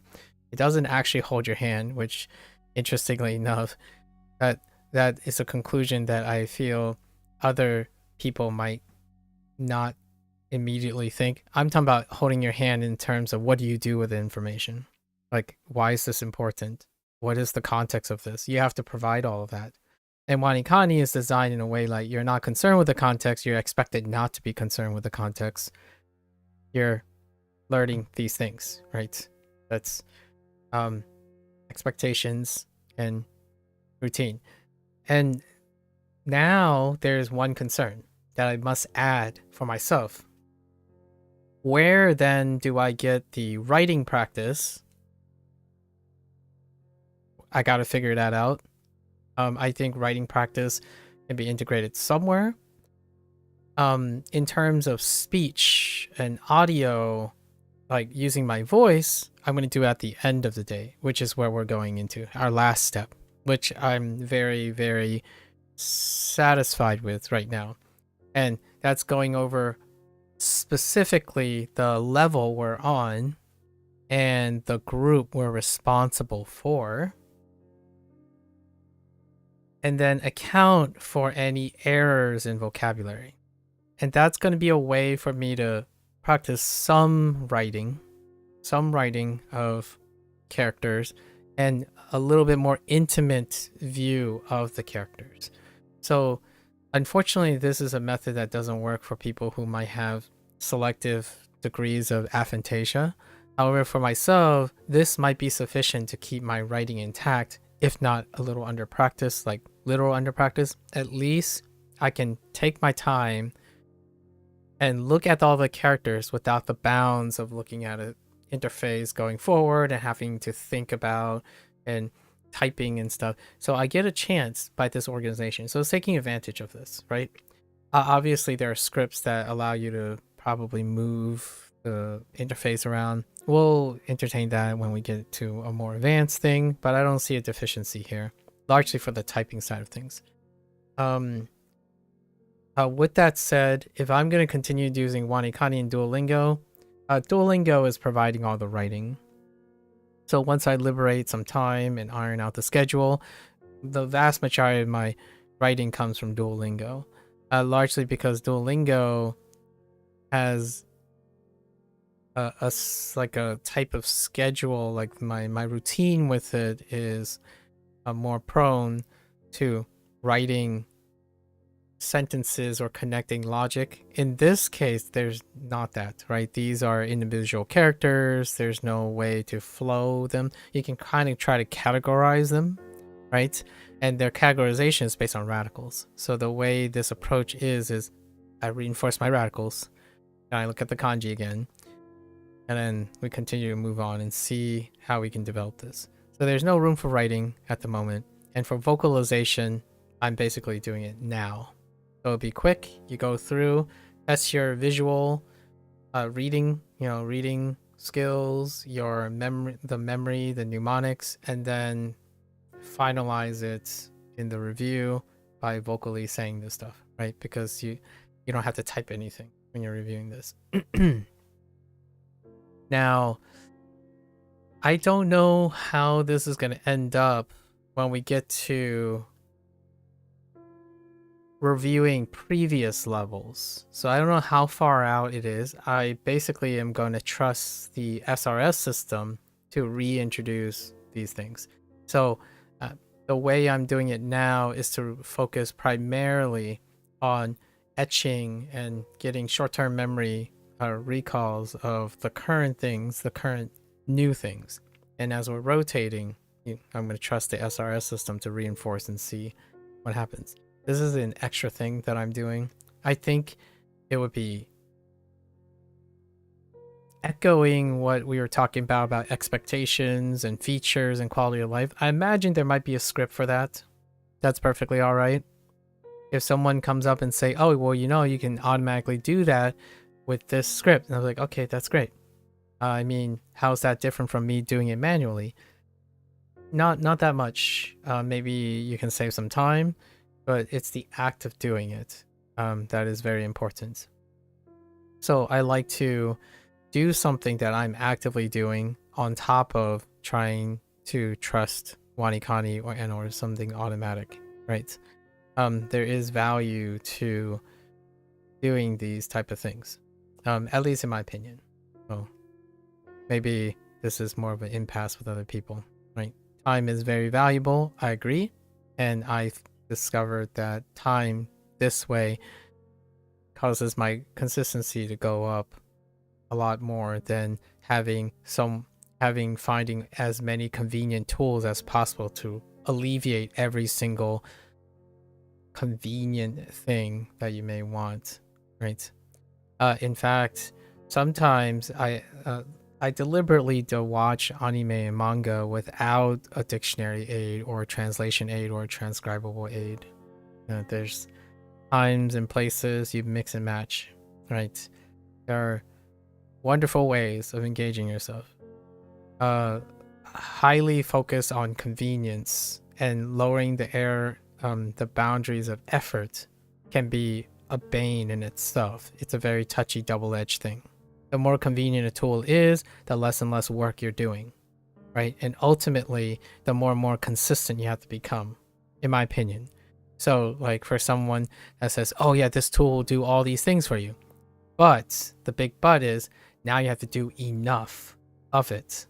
So regardless of how you go, in my opinion, go about it, the ultimate summation is the summation of your active participation in doing those things. Because you're not going to run around and walk around with a live transcribable thing. You can choose to do that. Then your goal is different. If your goal is to recall everything without the aid of technology, using technology, you have to, progressively become unaided, right? The alternative is use the technology for its convenience, know what it's doing for you, and see if you can do it without it at some way down the line, right? Transcribable tools and SRS they are there to aid you in ultimately achieving a goal of being unaided communication. Or you can embrace technology and go around with a universal translator or something like that. That's also a potential goal. The idea is my goal is a little bit of a mixed bag. So I'm not necessarily using the best tools. I might not necessarily be using the most time efficient approaches. However, I also don't need to learn Japanese. Some people might argue they need to learn Japanese. I don't. I'm choosing to, and it's an exercise in intellectual enrichment, right? So I want to make it clear, the stuff that I'm doing is not specifically I'm saying these things are what makes me really good at learning or increases my consistency. I really do not want to give people that impression. these are ways in which you can engage with WaniKani that other people might do the same. I don't know. I haven't actually watched someone use WaniKani, much like a video that someone linked in Discord that talked about they haven't seen anyone that use like link Q. And yeah, because this stuff is it's ironic because that video basically cut out the thing that makes it why the video like that is the reason why there aren't a lot of exposure for language learning apps, because people use language learning apps that are for their face value. It's self-explanatory. What does a WaniKani experience look like between WaniKani users? Well, if you're under the logic that a tool is supposed to do as advertised, then there's less and less incentive to use WaniKani differently. Meanwhile, the people who are making those videos, who feel like they're stumble upon something profound, they often are using techniques that are not present in the tool, or finding ways to emulate and or iterate on that experience. So maximizing the tool, but going beyond the tool. So that's my little spiel, a slight digression on why I'm doing this.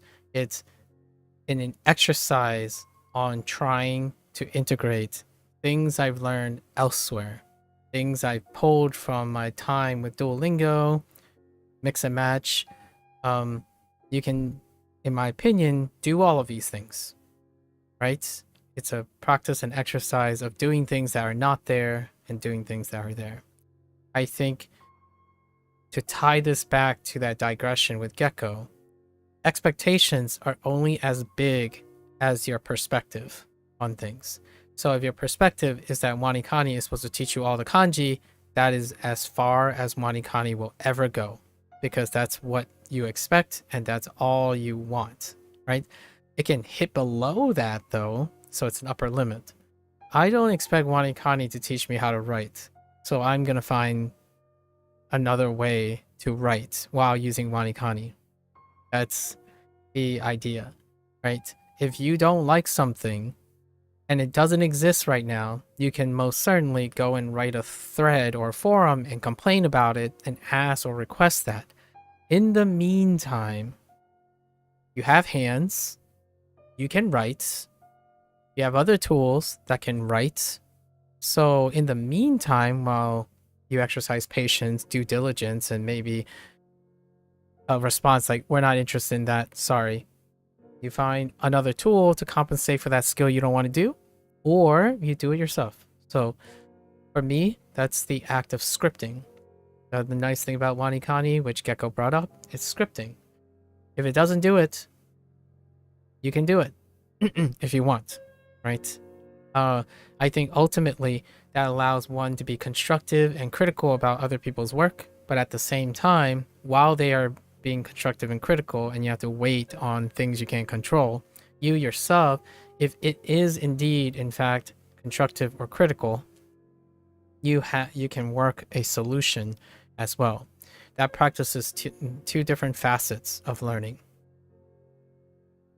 how to learn and adapt and self-evaluate your learning on your own, and how to become reliant, independent, and trusting on other people's expertise, right? These are not entirely overlapping concepts. They are actually, the vast majority of it involves exclusive type of thinking.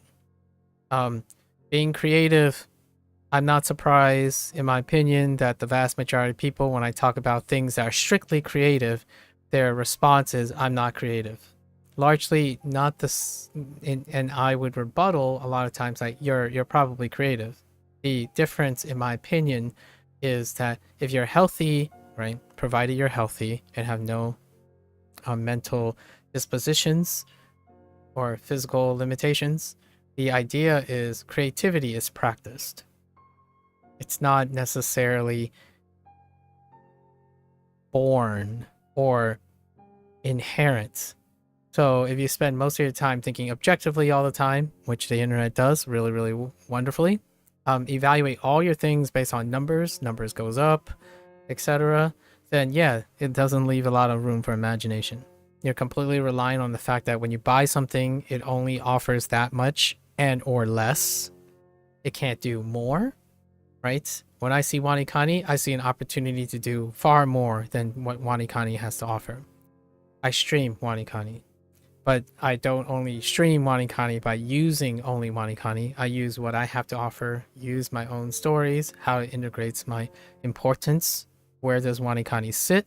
How can I use it as an instructional material, as an anecdotal material for other things? So WaniKani has done far more than what it is designed to do, not necessarily because the developer has foresight of it.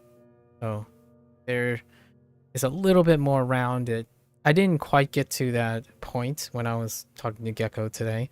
However, I like to emphasize that you, right, you as the investor certainly will buy into certain products and be made certain promises and have certain expectations. However, limiting yourself to those expectations and the product's promises is a choice that you make, right? Oh, there. Oh, yeah, I heard. Churn linked. TikTok is back again. Yeah. I'm not sure if it's a laughing matter or not, but yeah, TikTok's back. So you can rest assured people have their fix and whatnot.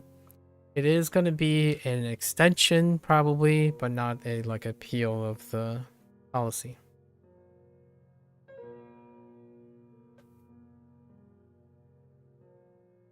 I'm not sure if it's funny.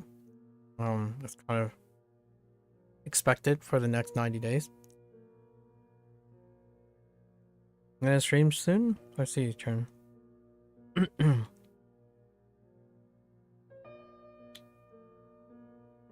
So what are you up to, Jiao?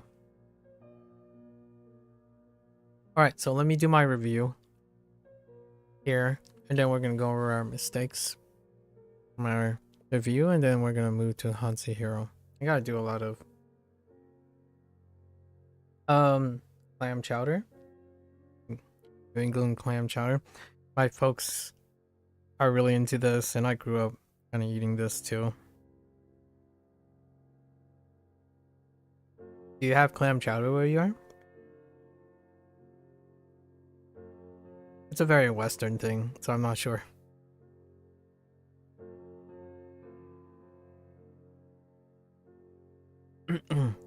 At least I'm not aware of Eastern clam chowder. The whole cream thing. Alright, so let's do... So we're doing English. This is mnemonics, right? So this is mnemonics only for our current basis of radicals. So let's do this.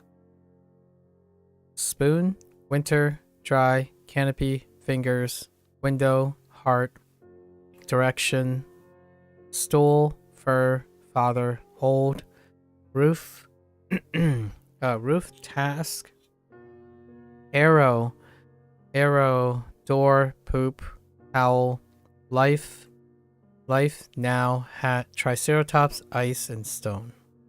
That's it for that one. It's a Western thing.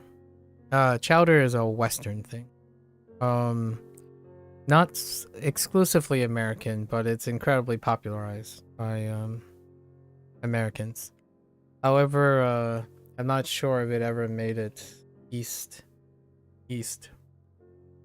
Chowder is a very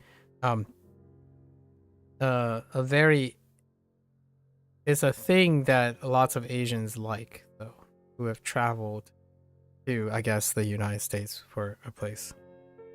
You can probably find a lot more if you're watching YouTube and stuff and watching people try chowder, but I'm not sure if chowder is like served regularly in like Eastern countries.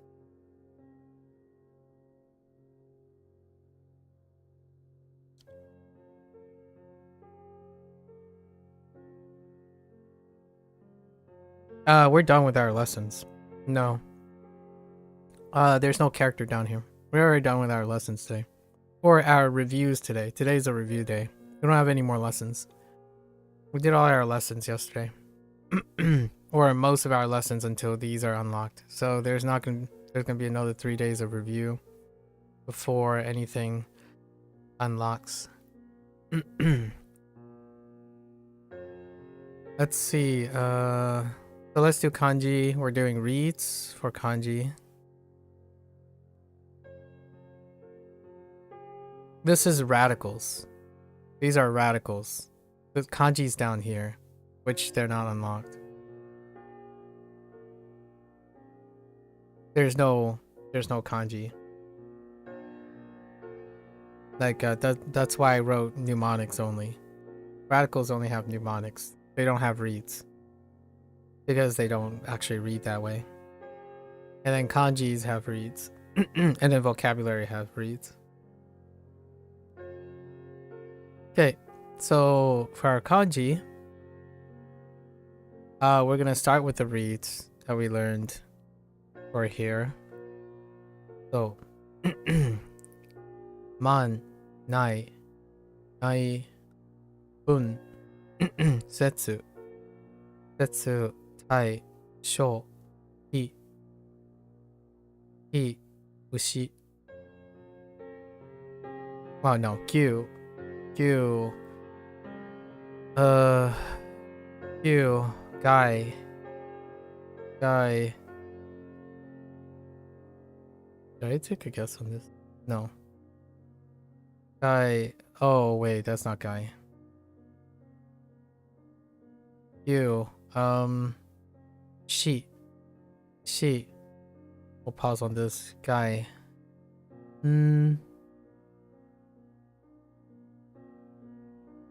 Die.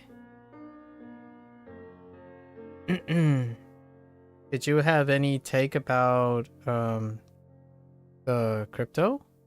No, I don't. Beware. Clam chowder in bread bowls? Yeah. Clam chowder is usually served with some sort of starch.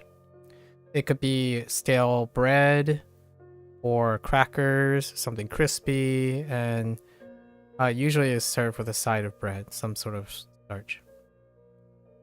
Looks like mushroom soup texture. It's pretty close to cream of mushroom soup. I'm saying soup. Cream of mushroom is another Western soup that is can appear and have the same texture. Yes, as clam chowder. Okay, so then we go through and do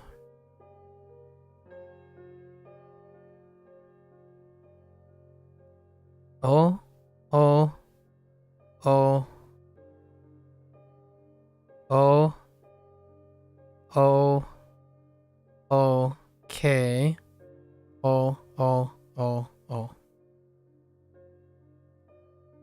Yes.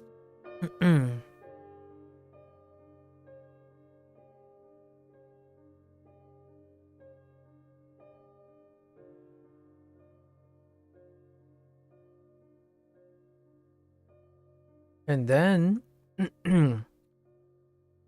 popular Western food here are mushroom soup. Oh, and garlic bread. Okay. Steak, chicken, lamb, pork chop, spaghetti. Oh, okay. And you don't have to say more about the steak, chicken, lamb, pork chop. I can imagine what the Western version would be like. My family don't go out of their way to eat like much mushroom soup or like westernized like prep, like meat prep, as far as I am reflecting on it. However, here's something interesting.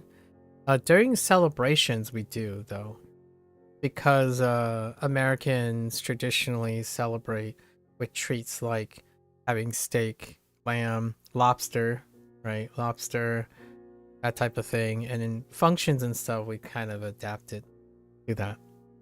So sometimes steaks would be made for holiday celebrations. For example.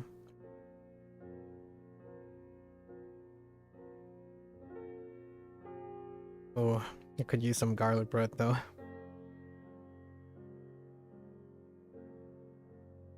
Okay, so I made a few mistakes. Let's go look at them. Can I see the mistakes? Well, nope. It's so far up there. Alright. So we have kore.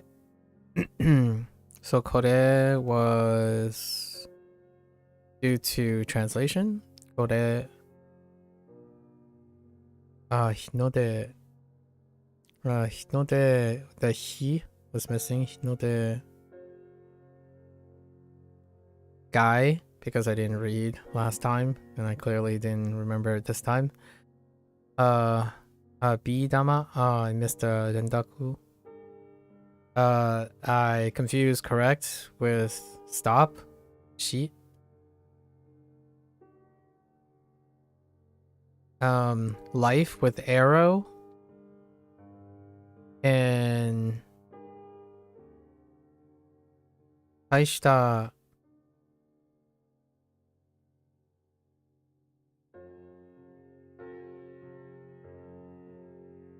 大きな with 大した so let's write those down. So I don't remember, Jal, do you use TikTok? And the whole crypto thing, like it's a crypto.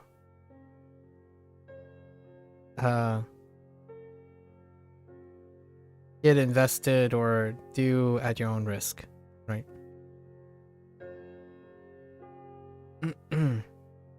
Wait, you don't know this one? Oh, that's probably because it's a kanji. There's a kanji missing on Bidama. Maybe you're used to seeing the kanji. Kore. So kore, I need to remember this, and they use the generative one in English. So this one. And so hinote.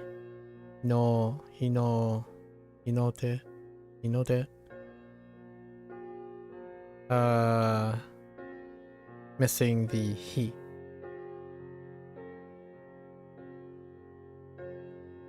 So he, correction error.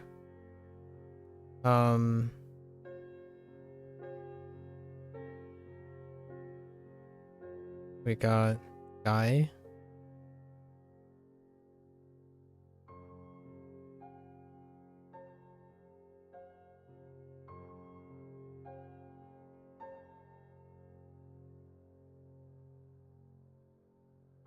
What what did I write instead? I don't actually know what I wrote instead, so the whole phrase. And then Idama.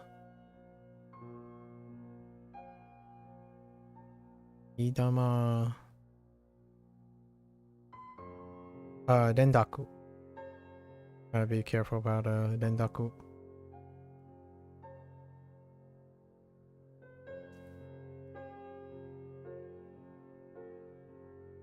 Dama. Right.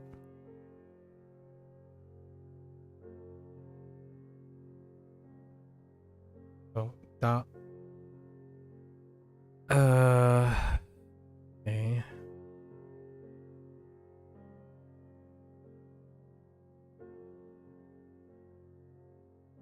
She.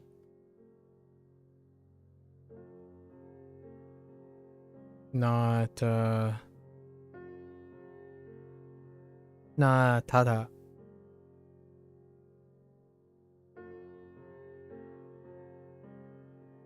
Whoa, what did I actually write?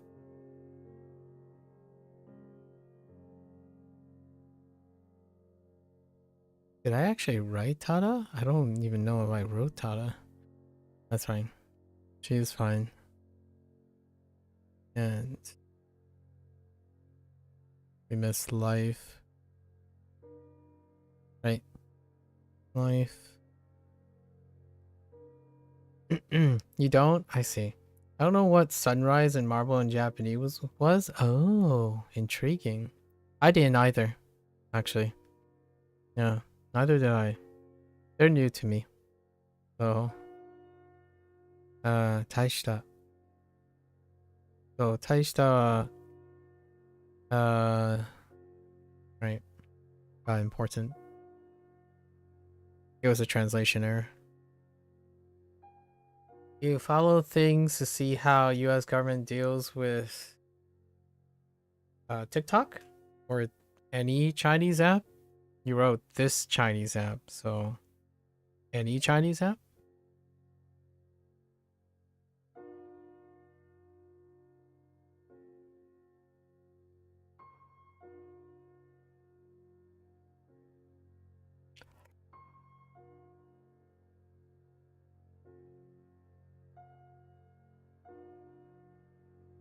That was the mnemonic, by the way.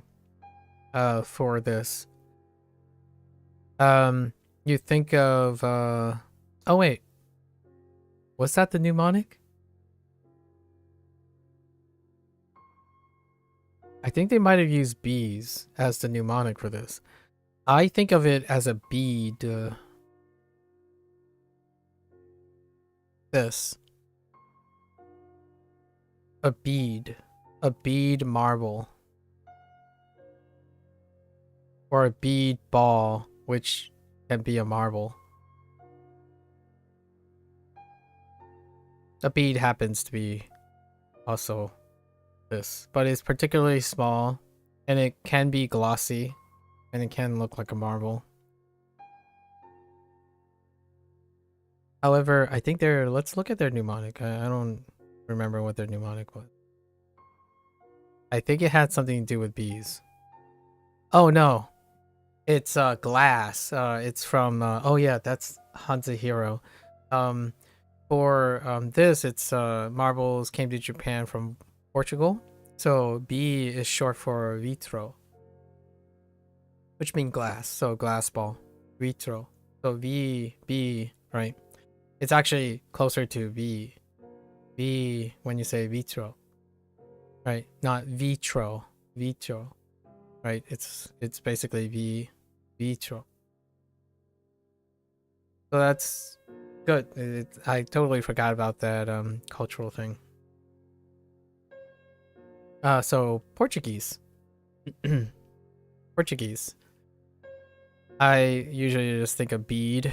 A bead can be a marble in English. Anyways, yeah, we're done with WaniKani today.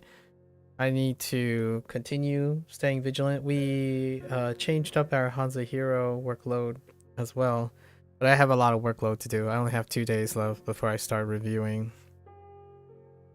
And tomorrow is sort of a full day because it's the last like Neverwinter stream as well.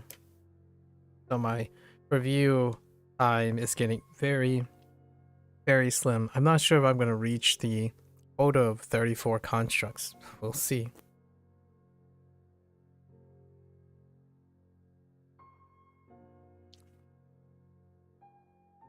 All right. Well, anyways, there you have it.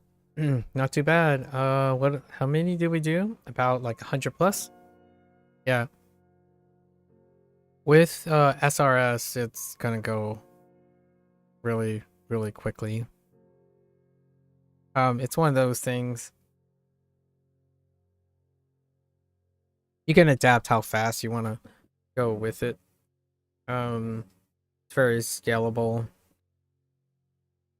We'll see if we reach an upper limit. We have not reached an upper limit, it seems. At least in terms of reviewing. Now, in terms of lessons, we might have reached an upper limit. Unless I approach the lessons a little bit differently. I kind of sped up the pace halfway through when it was past midnight yesterday. We'll see. It is cutting corners a little bit, largely due to the nature that 90% of the stuff I have existing mnemonics and existing things. So we'll see how this changes in the future when more and more stuff are unfamiliar, right? There are, so I say, 8 or 9 things that are unfamiliar in the last batch of lessons. But more on that next time. Thanks for hanging out. Of course, I do enjoy my daily chit chat with Gecko. It's probably going to become like a regular thing or something. It really gives me an opportunity to bring up stories that I bring that's related to WaniKani or inspired by the WaniKani community. And we'll continue to try putting that in somewhere in the middle. You know, get started, do a little review. Review days are where the chit chat happens, I think. We're probably going to have to keep it to the minimum on lesson days. Unless I decide, all right, let's cut the lessons in half. Because yesterday was what, like 200 things? Something like that. But half of them were lessons as opposed to review. Review is comprehensible input. If you know some, you know enough, or like you're practicing. Practicing is very comforting, right? It's for comfort. So when you're trying to burn things, that's comfort. I think practicing helps for retention. The things that I focus on most of the time is for exposure. So learning. So practicing gets a lot less attention from me. Quite a lot. Unless it deals with active recall, which is the final stage of testing practice. More on that later. Right. Alright. That's a wrap. If you're gonna watch this later, arigatou gozaimasu. Right. And until then, for the language enthusiast, you know, Japanese enthusiasts out there and maybe WaniKani interest only, mata ne, ja ne. And I'm gonna get up, walk around, stretch a little bit, hydrate a little bit, and I'll be back for HanziHero. Thank you, thank you.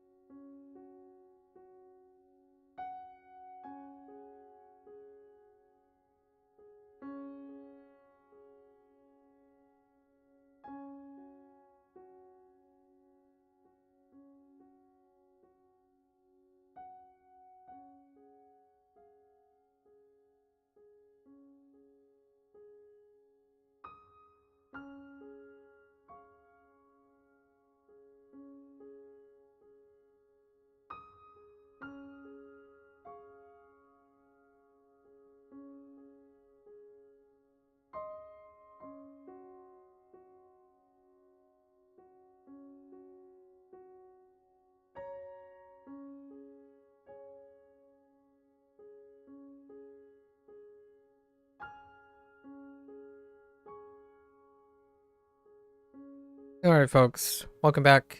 It is day 13. We're approaching 2 weeks, right? Feels like yesterday. 欢迎大家回来。今天是第13天。What we did yesterday was we actually some of the highlights from yesterday. We did our first synonym edition and maybe like 3 synonym editions, largely due to the nature of using contractions and abbreviations, right? Contractions and abbreviations. I have to keep my eyes peeled for that. Any type of translation that does acronyms and or turn of phrases, I'm probably going to actively add synonyms to it. I think WaniKani, on the other hand, not as much, but I think on the HanziHero side, there is some liberties. It is quite telling the almost Americanized colloquialism that is involved in the synonyms, right?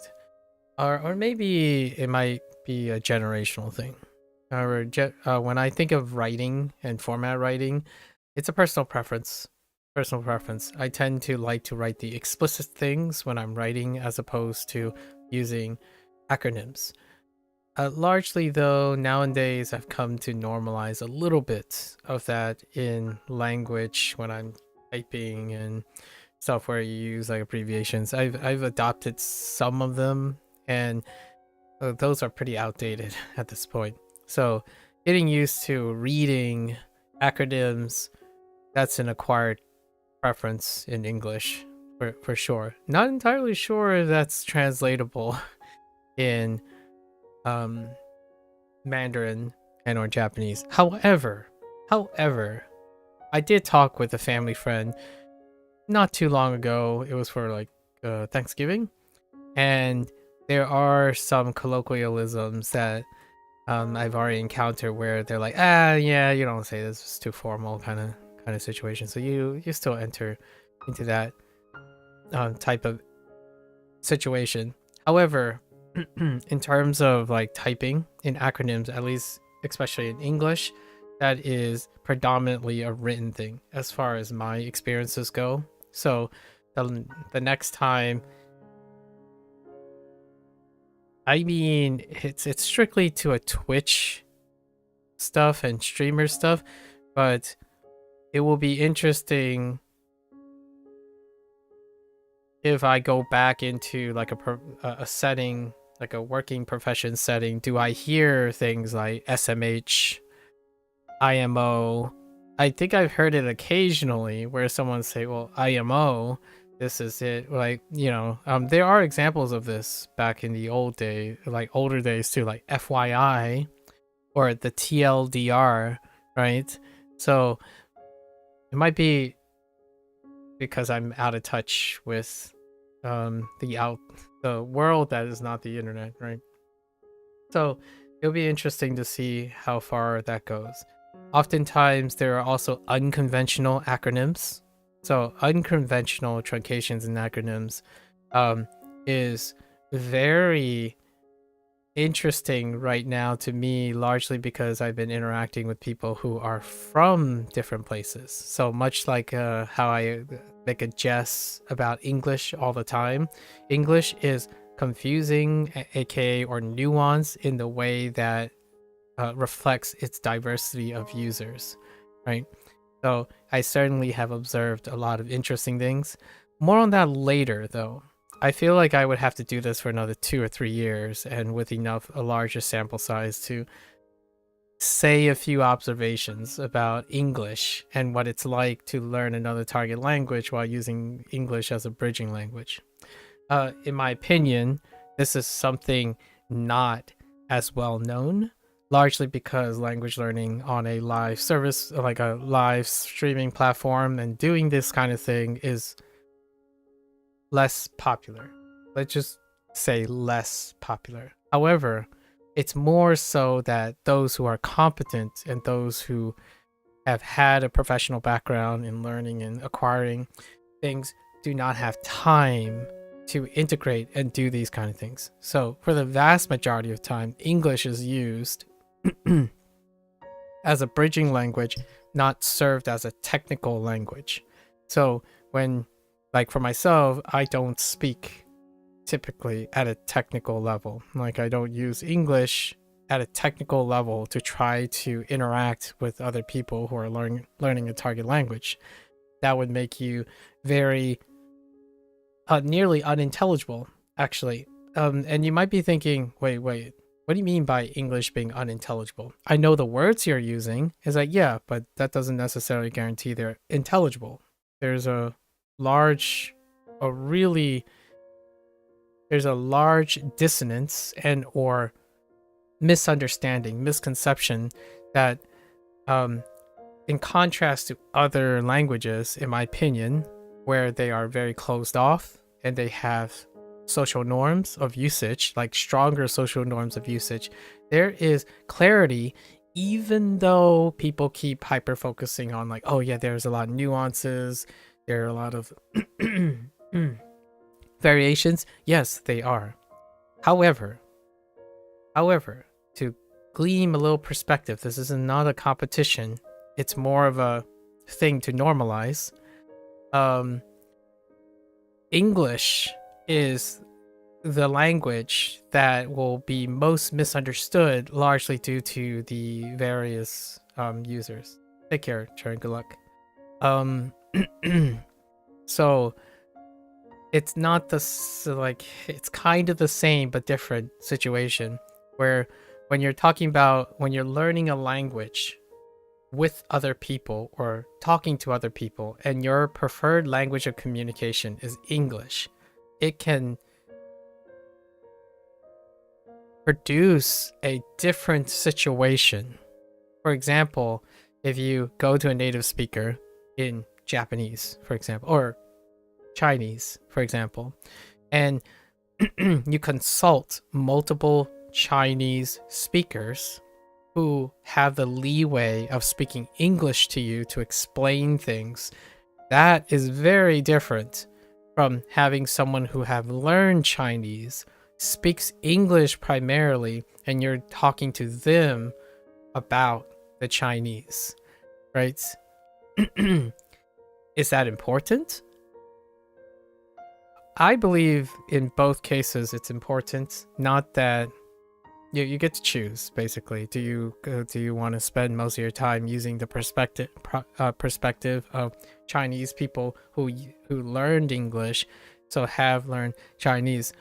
The reason why I say this is I think this is one of the topics that are defaulted.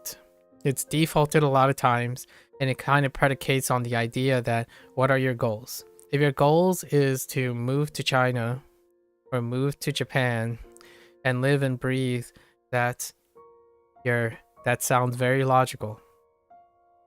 If you're someone like me who may visit Japan, dabble in it, then come back to the United States because I like having the ability to have the perspective on English speaking as well, that can be something you can try to upkeep in Japan, right? Largely because Japan has access to the internet, which happens to default to English a lot of times, like for the majority of times. So that upkeep might not be as intense.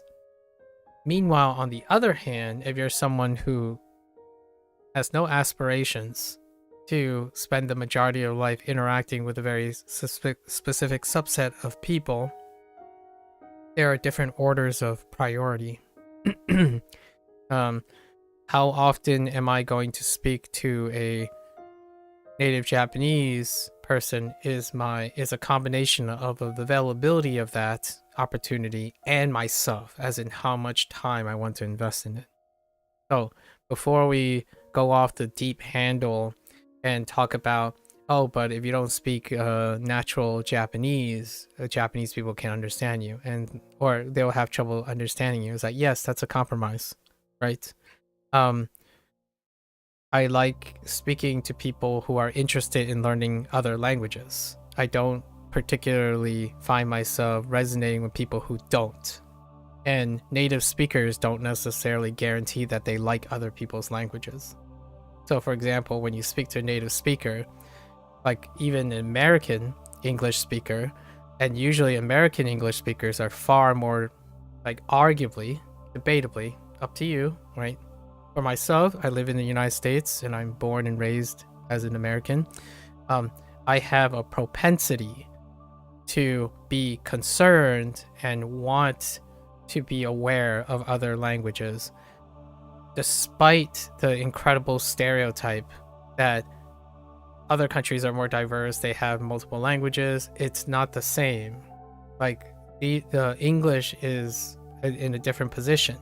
Now, I would agree if you're like a German speaker who has default English and then decided voluntarily to learn an Eastern language or something, specifically voluntarily out of yourself. Like, no obligations, no for outside pressure or anything, right? And that is my perception on this. I'm more likely to resonate, talk with, and communicate with someone who's interested in another language that is not English, right? English is a mandatory thing. So each and every one of the contexts of people learning English is English within their environment, right? If you speak to a Japanese person, they will have an impression of learning English. Germans do too. Like, everyone does have their own impression of learning English. When it comes to the other way around, when you're talking about like Mandarin and Japanese, you still get a little bit now because they're a bit more widespread. Not necessarily as a macro language, like how many people are speaking it, but how many different type of people. Now, it's still not standardized, as in like, oh, when you grow up, you have to learn Mandarin. If you grow up, you have to learn Japanese. So by default, whenever you talk to another person, they have their own opinions and impressions of that language. English is an exception. Maybe you can make an argument for Spanish, possibly. And in some parts of the world, maybe Mandarin, right? The idea is that changes the perception of learning. And for me, learning is first. So if I'm going to talk to a native speaker, it's great to use them as a resource to converse and get stuff in their language. However, it is, with all due respect, not empathetic. As in, when someone explains to you, oh, this is how we say this is how we say this, it's like, that's great. That's very great instructional things. Now, is this person showing the same passion and idea of acquiring a new language, right? If you go to a native speaker in the United States, you're going to get a 50-50 mix. I'm going to say roughly 50-50 mix. You're going to get a person who says, nah, I only need English. So if you want to learn English, I'll tell you what I know about English, but I'm not really interested in language learning. That attitude, that type of mindset is not bad or good, but it does serve a purpose. And that purpose is that idea that those people don't address or think, or is less likely. Not everyone.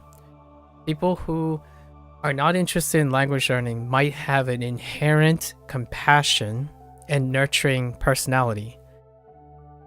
If I were to take a gamble, I would prefer someone who is interested in learning another language voluntarily to increase the frequency of my chance of talking to them. So why is that important? Being able to normalize what it's like to talk to another language learner is very different from normalizing the behavior necessary to talk to someone in their natural environment. I say this because I do that. It's called code swapping.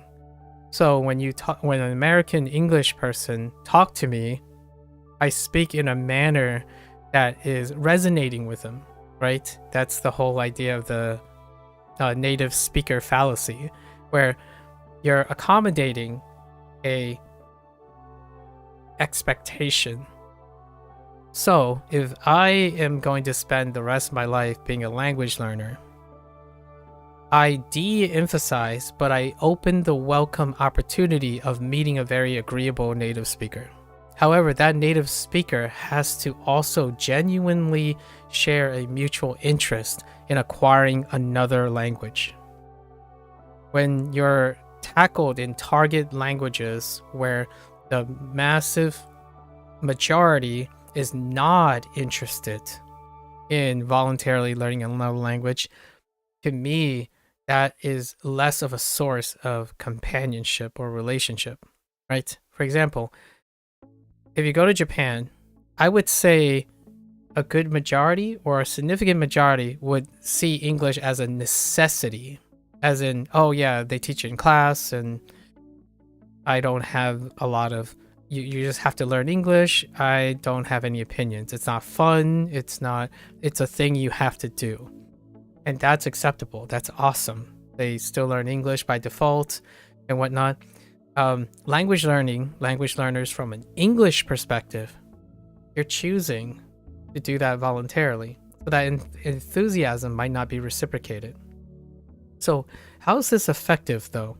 It's effective if the native speaker you're looking for is a teacher, right? Then it's their job to care about disseminating their language appropriately. When you're talking to someone else, it can become a point of contention or impasse or just not a very frequent interaction of common interest, right?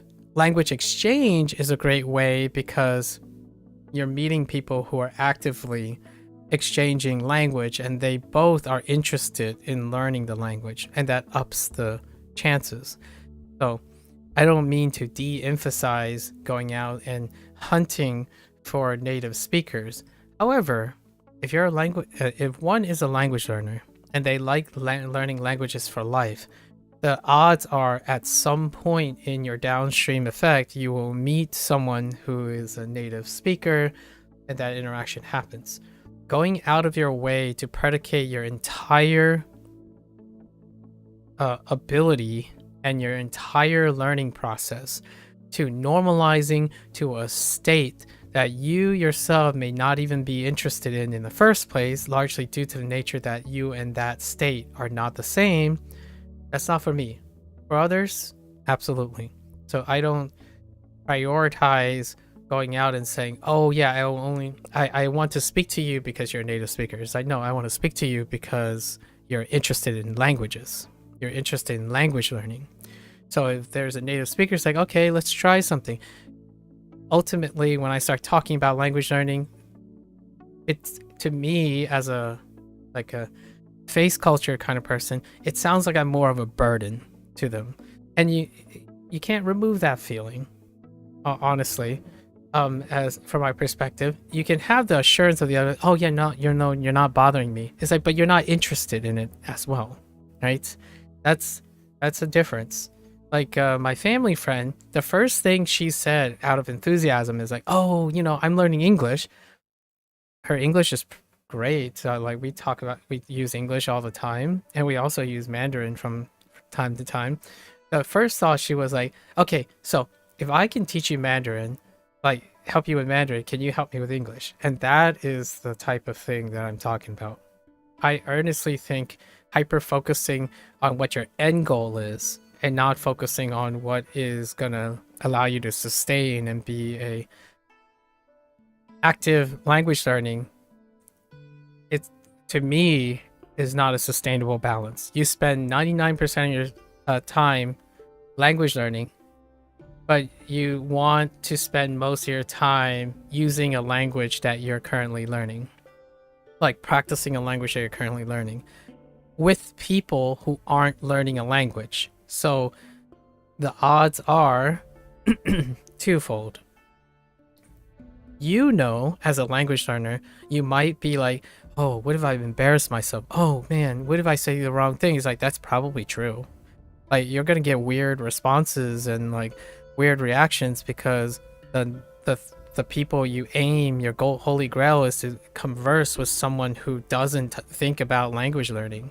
So they're like, okay, I'll try to be nice and say these things, but ultimately their reactions and feedback will not be in the context of, oh, this person's a language learner. Oh, I know they can.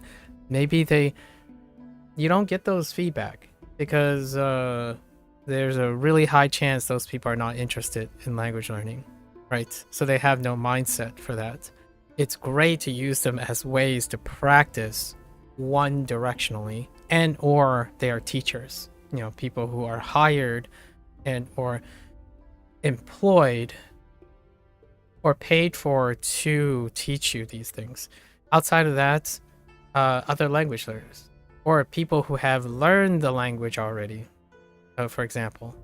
So this thought has come up a lot of times. I think it's basically such a super ham-fisted leap of logic, in my opinion.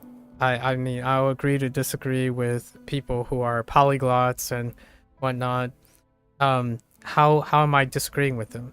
I agree with the idea that all of these are ways to learn a language, and one is faster than the other or more efficient than the other. I concede that wholeheartedly. What I disagree with is how sustainable that approach is. You're looking for an ideal case, and you're looking for a situation in which it might not necessarily be accessible, but it's also an unhealthy relationship with idolizing specific situations while not focusing on the reality or the personal state of your language learning, right? If you're still learning new words and you're constantly focused on, I need to sound like this, I need to be like this person who happens to be a person nothing like you, and you're constantly modeling after that, it works for some people.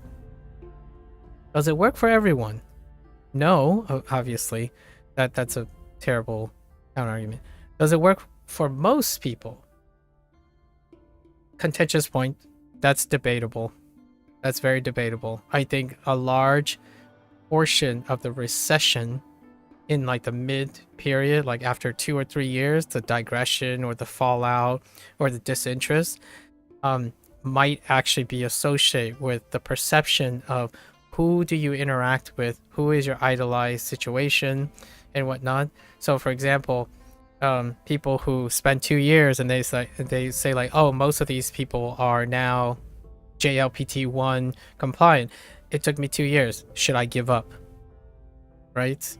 That is a way to keep your eyes on the target, but also pretend or be obscured in the sense that you're looking so far ahead that you didn't upkeep what's in the meantime, right? It's like hyper focusing on something that isn't happening right now. Like you're going to become a superstar athlete, but you decided not to focus on your diet. You're really fit right now and you can run like a superstar athlete, but you don't think that eating and managing your nutrition is important because it's sufficient, right? You don't see them do that because they don't have to worry about that anymore, for example. Or like, for example, here's another great one. Oh man, this content creator puts out videos, they're so high quality and they're so good and they're so consistent. Meanwhile, my first thought is, man, I wonder how they got that workflow to work. Because the last thing I want to think is, oh, I should start a YouTube channel and I could be that immediately. Let's model my stuff all after that without going through the necessary process, right? Process of, I don't know, of recruiting an editor, having a workflow. All these things are lost when you're focusing on something way downstream. So I wanted to iterate on this because there's quite a lot of conversation now as I'm branching into like different ways to language learn or different approaches for language learning. The idea is I'm a language learner, so I'm exploring the different ways to learn language. And in the process, I am responsible for accumulating and making my progress happen while exploring these things. if you're learning something, it's worth investing in how you're learning something and making note of what you're doing to learn something. Constantly emphasizing, in my opinion, to a fault, less so about Chinese, but more about Japanese language learning. I feel like it's so much more about Japanese language learning at the moment. Large, maybe like selective bias. That sudden hyper focus on something so far at the end, maybe not even reality for most people, that might change. All the stuff you're planning for that vision may change by the time you get there. It often sacrifices the awareness of the present for something desirable. So if you keep telling yourself, I'm going to be fluent one day, I'm going to be fluent one day, I'm going to sound like this, I'm going to do all these things, you stop planning for the present. You keep planning for something that may or may not happen. Right? And the reason why it may or may not happen is because you're not working towards that right now. You're dreaming and thinking and hoping and focusing and paying and making decisions based on a goal that is really far off, that could happen if you focus on working towards it in the present time. Yet, planning for something that will happen or you think will happen in the future is not planning for the thing to get you there. So, I wanted to say this largely due to the nature that there's so much information out there right now. People tell you what you need, what you want. No, actually, they don't tell you what you want most of the time. They tell you what you need, even though they mean what you want or you may or may not want. So oftentimes I get this bout of mania every time I see a video that says, oh, you don't need this, you need this. Like, oh, you don't need this. Oh, you might not need this because let me tell you what you can do so that this will make you successful. And in my current thought immediately is like, well, you can't know success or anybody you're talking to. You can suggest things that you can start now, try it, evaluate it. Here's all the stuff that I've done, right? I've done this. I thought about these things. I tell myself, is this working? How do I evaluate? How do I tell myself that these things are working, right? And then is it getting me closer to that thing? But that's only after I consider what's happening right now, right? In the near future, or in a future that is near almost set in stone in the sense of what you're going to do, right? So what am I doing now that I could tell you about? And if you haven't started language learning, where can you start and then provide the constructive criticism of how you would tell, do you already know if something is working? Well, for me, I did this to see if it's working outside of whatever this is, right? I check myself. I do these things. Do you have a version of this for yourself? How do you know you like something in the first week, the first month? In which way are you saying this? Because when someone goes around and say, you need this, that's arrogant, in my opinion. That's arrogant, irresponsible, and simply a projection of overconfidence, in my opinion. It's overreaching, right? It's very different if that person goes around and is like, okay, so this is my opinion.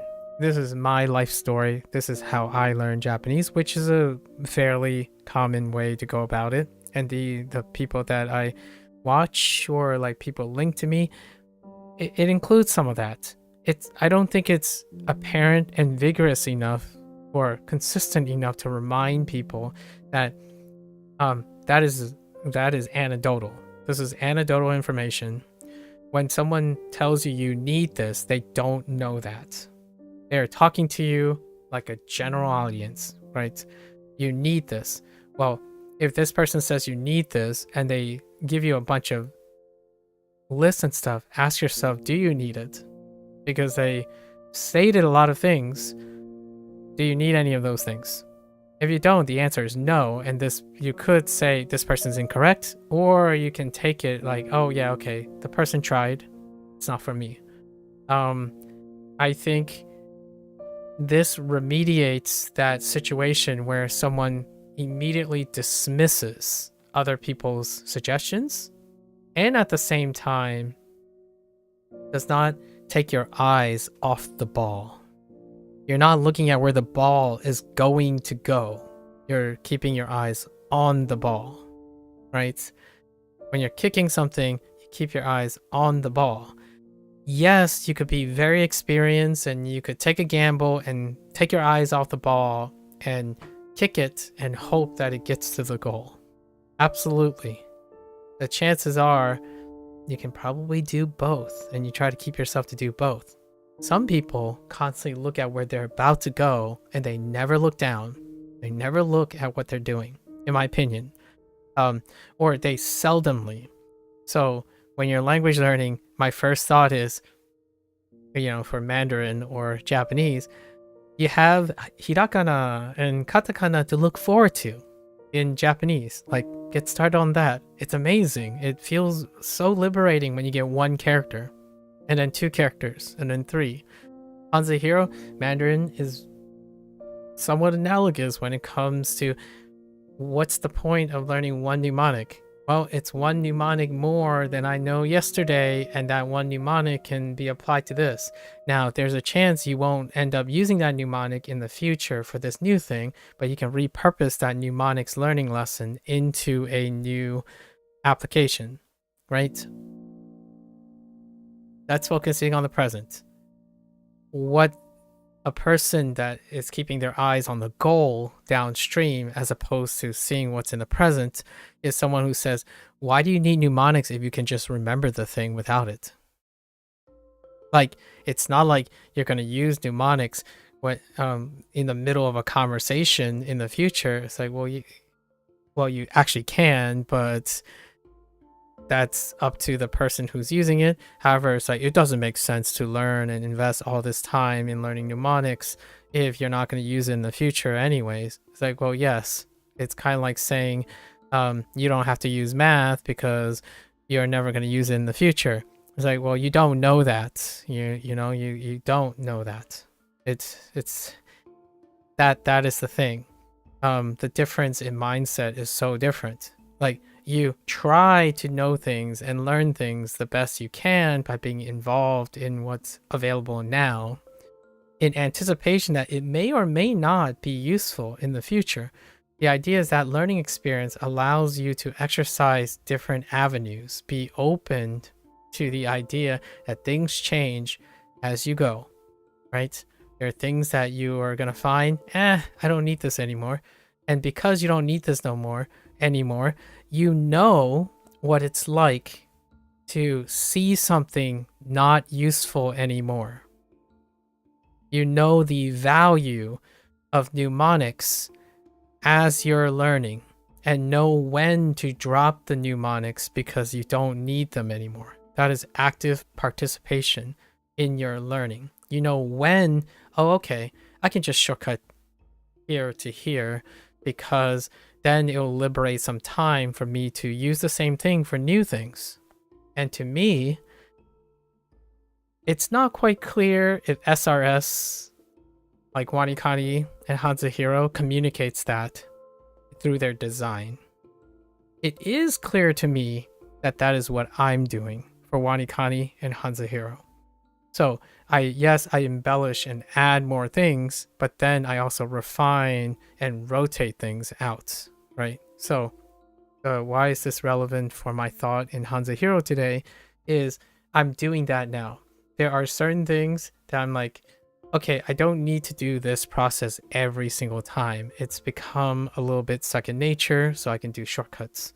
In WaniKani, yesterday was like a 6 to 7 hour session, and I noticed a couple of things that I can cut and become more and more efficient, right? However, the value of knowing what to cut, how to refine your process, involves doing it in the first place. You can have someone tell you how to do it, but the act of doing it has its own perks or has their own application. So when someone asks you, when you say, oh, this doesn't work for me, my first question is Can you explain why it doesn't work for you? Or how it doesn't work for you? And I think that falls apart most of the time. So instead, the person's like, oh, it just didn't work. Like I measured this and I'm not sure how that is related to that, but can you explain that? Okay, instead of pressing that, I'll ask them, oh, so what does work for you right now? And they would say like, I don't know, Anki works better, right? And my first thought is, so how do you know that Anki works better, right? Have you used other things? What's your standard form of reference? What is your control? Are you comparing this to the first language you learn? What you learned in high school or middle school? It requires that context. And, some people will say, oh yeah, because I used to learn Spanish in high school and then I didn't use it and I completely forgot it, right? And I'm like, well, how does that relate to what you're doing now? You're using it right now, so it's not like you stopped using it yet. So when you stop using it, do you still remember it? That doesn't reflect upon the tool. Because if you choose to not use the tool anymore, do you still remember it? You're comparing Spanish or your experience in Spanish at a certain point that is not contextually relevant or similar to the point that you're making on a specific topic, right? Like in a different space and time. Largely, in my opinion, one of the symptoms or consequence of this is when someone is learning, they only focus on the end result. You forgot Spanish because you didn't use it. Currently, you're learning a language and you're currently using it. So what happens when you stop using it?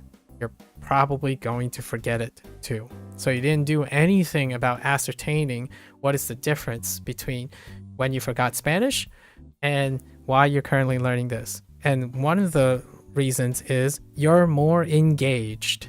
You're engaged for a longer period. That might be a reasonable assessment. What kept you learning Mandarin or Japanese for 3 years versus only 1 year in Spanish? If you were, in my opinion, the difference is there's 1 year of engagement or maybe obligation or what have you. There's so many things you can highlight that's different from the 3 years of consistent engagement in your target language now. You can also factor in you're an adult now.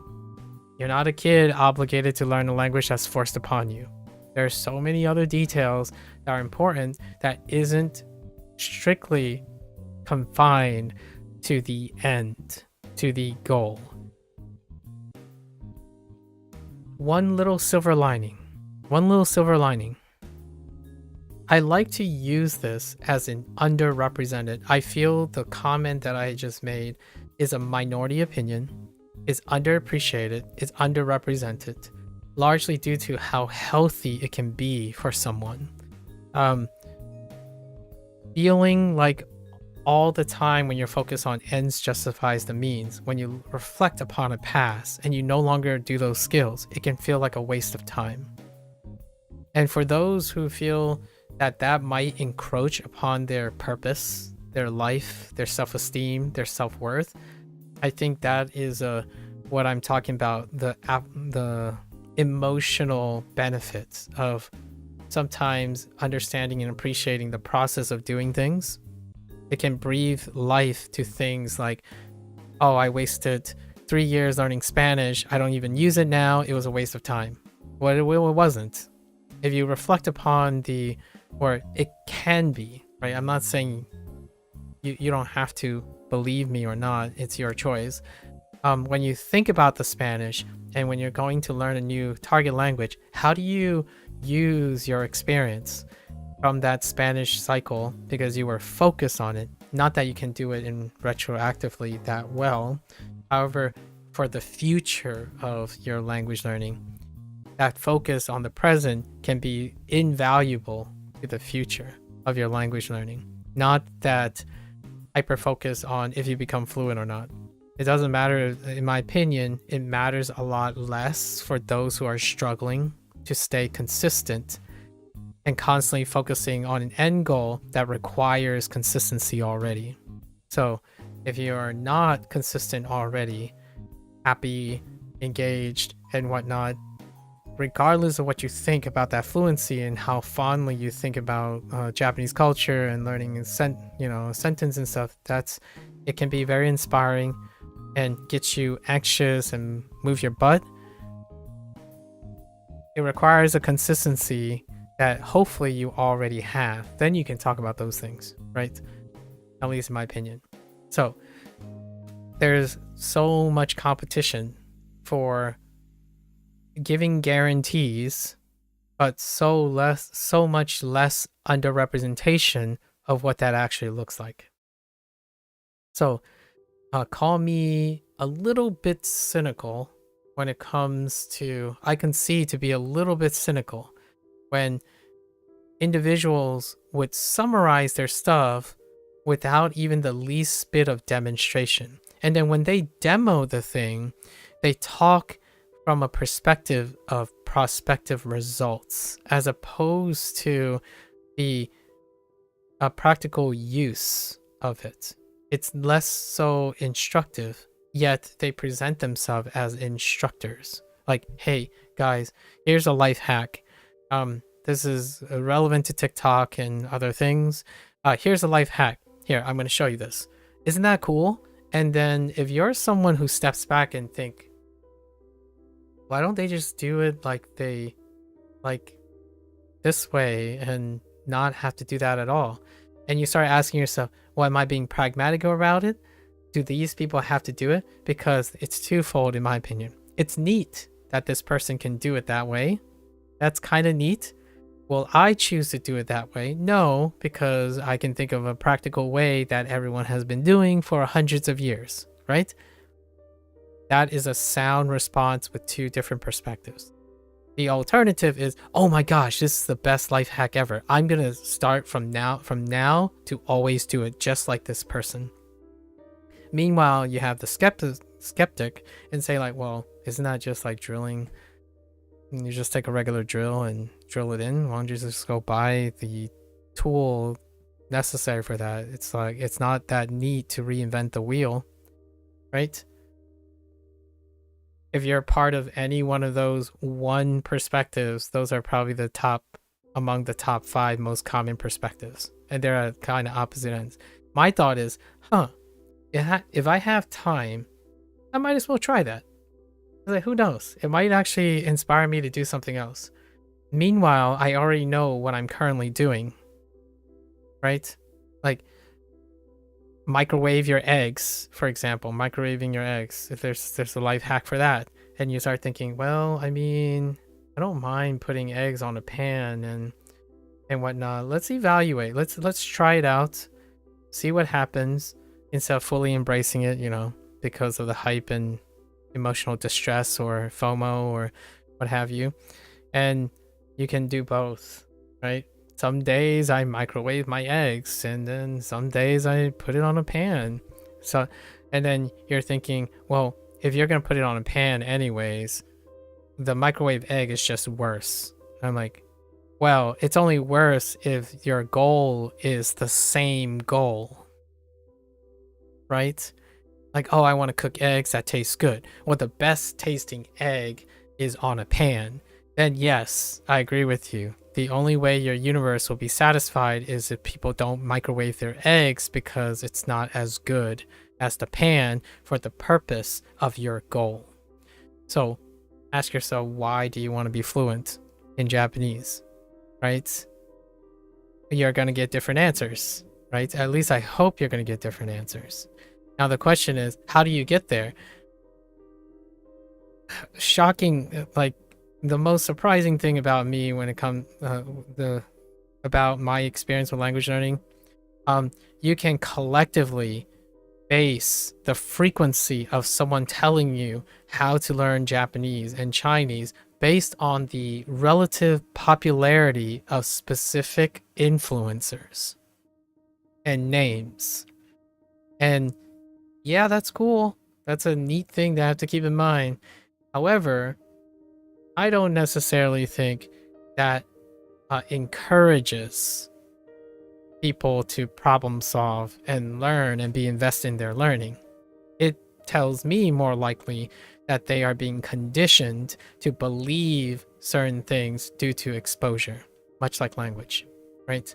If you see something enough times, you will believe it works, and it can work. It can definitely work. Is it mentally healthy and sustainable when it doesn't work? I'm not sure. That's what I'm concerned about. So when someone tells me this is better than something else, I'm more curious about what they mean by better.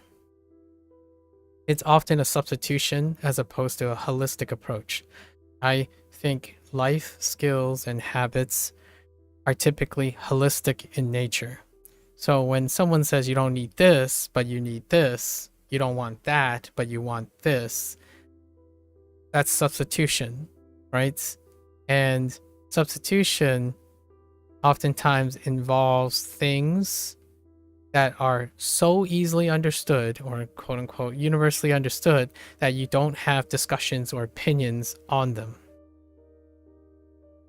And then you go to watch a story and you're watching this person debate and counter argue so many things. That should, in my opinion, raise a cognitive red flag, or, oh wait, this isn't clear cut.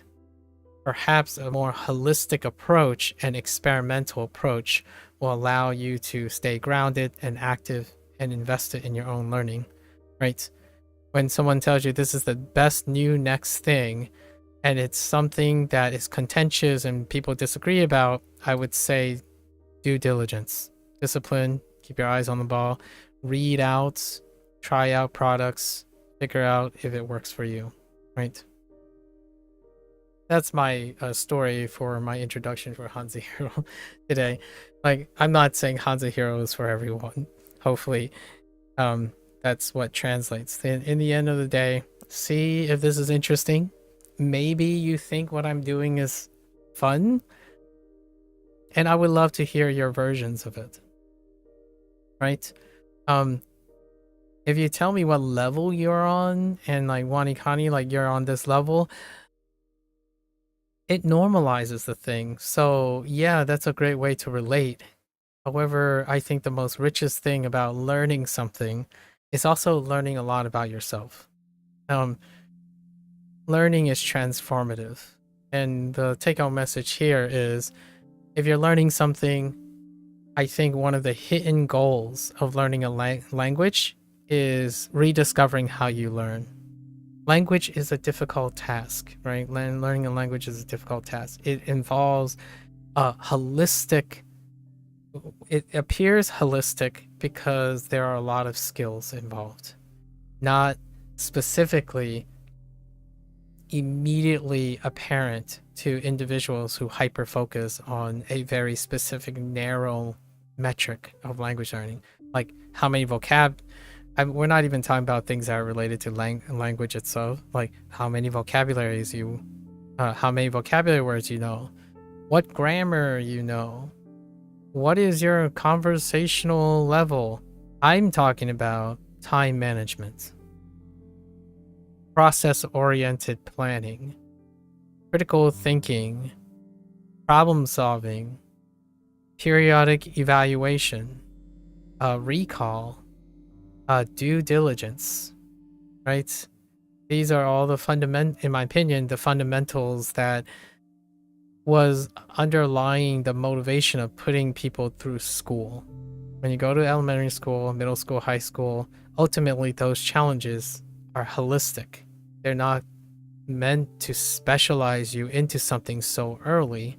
The idea is to provide lots of challenges and stimuli in which one is obligated to try to solve those problems. And the difference between someone who becomes successful, in my opinion, among the few couple characteristics that allow someone to become incredibly successful and be able to obtain the value of an education, is largely the experiences and intellectual growth that they overcome or refined during the process of learning. And later on, when you choose to learn a language, that provides in itself an opportunity to rediscover how you once learned and how you learn now. right? It is nice to start with where you once learned, but you're a different person now.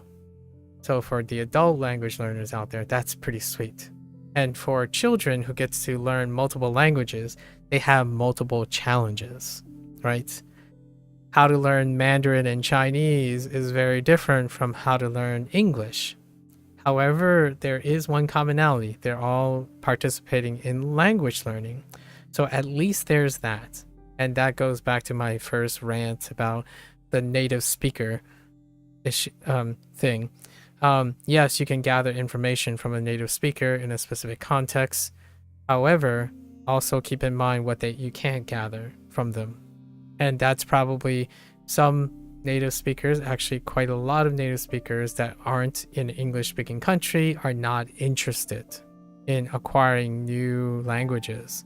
So if they learned English and like Japanese at the same time, that's very different from a substantial number of people that I've interacted with who choose voluntarily to learn another language at a later time, right? There are wonderful personalities and professional people out there that do know these things because they continue to learn language. So yeah, shout outs to the professional polyglots and out there who are sharing their experiences actively still, because they are still actively learning language. Are they native speakers? I mean, they could claim they're native-like. That's fine, but I don't think that's relevant.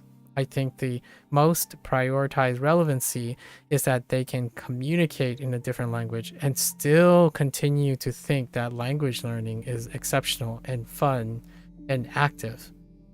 When you're speaking to a native speaker, it's not guaranteed that that is the case.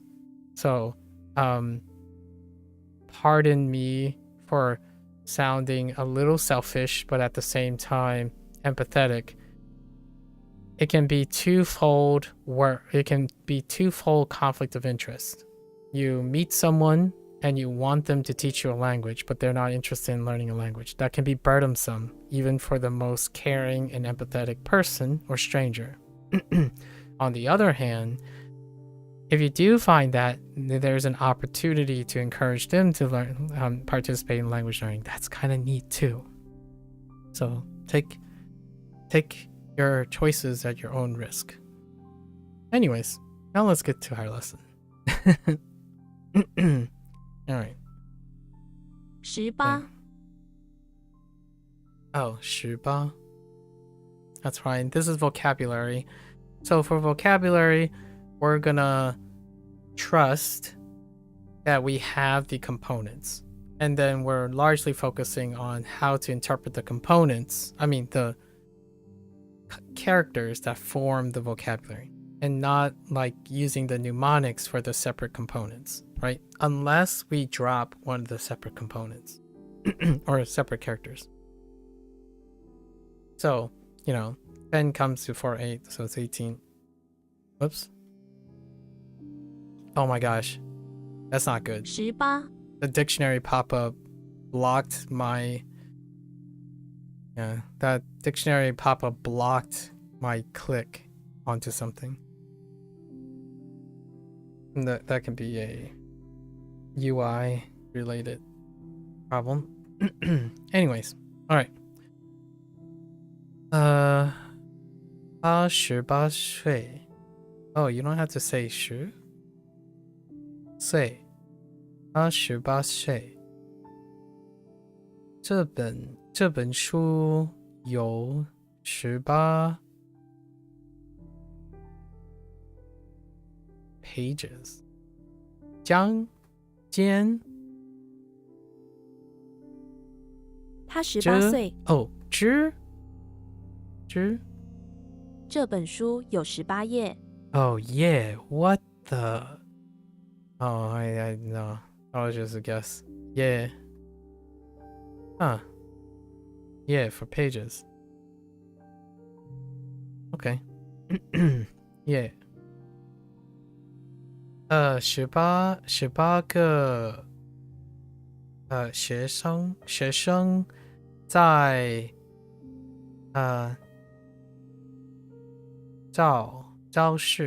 教室里。18个学生在教室里。18个学生在18个学生在教室里。教室里 Yeah. Okay. All right. 18 18 and I think I can write 18. Yes. 5月 Okay. 5月 fifth month, April. 5月5月31号。5月31号，哦，五月是春天，春天的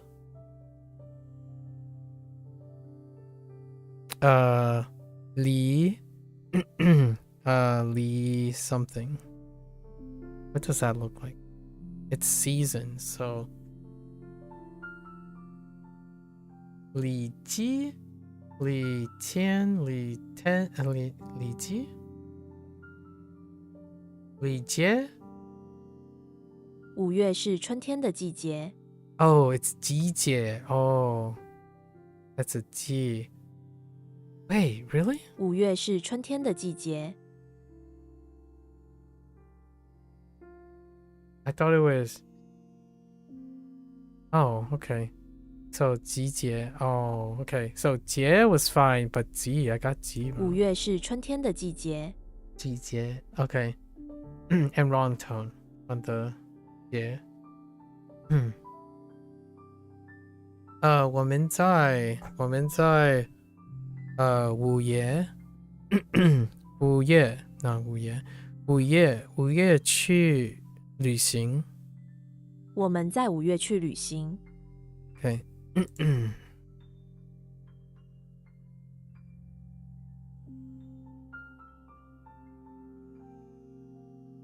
Sorry, I had to cough. My voice is giving out already. 5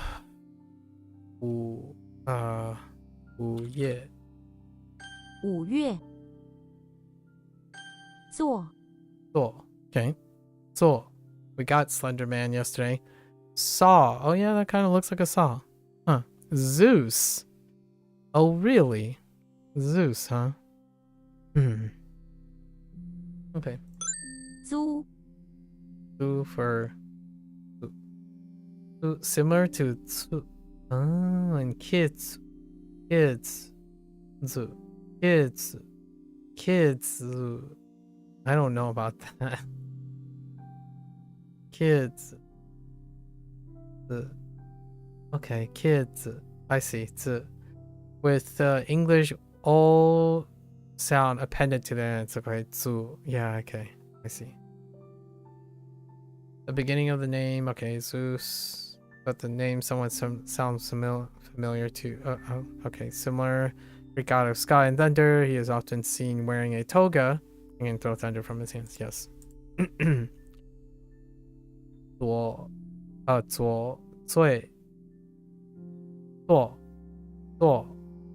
of 做 Okay, 做 and 做 yeah, and 做 yes. Oh, so it's seats if you put the canopy on top of 做 I see. I didn't know that. 租 Okay.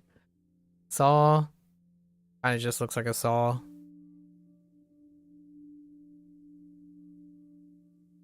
Yeah, it just kind of looks like a saw.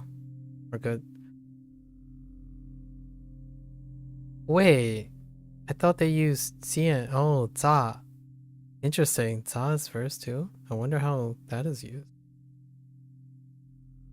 则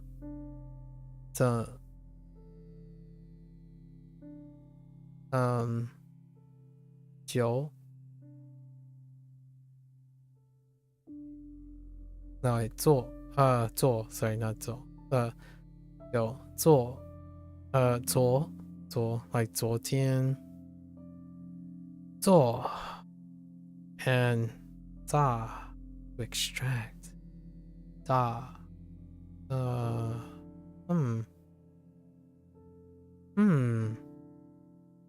don't think I've seen this combination. Oh, oops. Component. 坐 Okay, what is Slender Man doing with a saw with Zeus in the bathroom of the office building? Zeus is in the bathroom of the office building taking a break from work. He sees Slender Man and gives him a saw. He then challenged Slender Man to try to cut off his arm so he can demonstrate his godly strength. Do it, he screams at Slender Man. Well, that's kind of dark. Dark and weird at the same time. 工作工作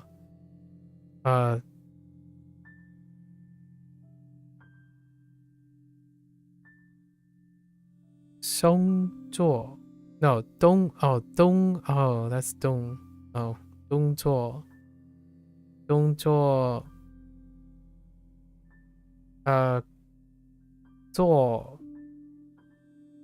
做事 no 做事 no 坐着 oh my gosh that's yeah that's right 坐着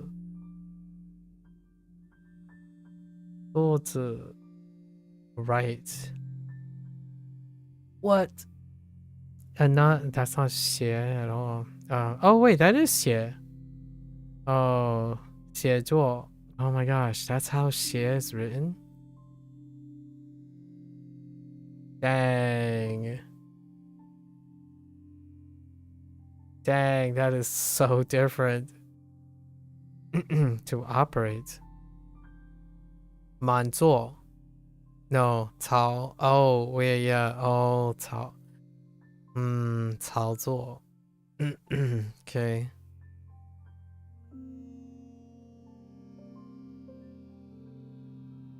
no idea news to me oops loose office building bathroom 坐 do it hey saw Zeus 5月5月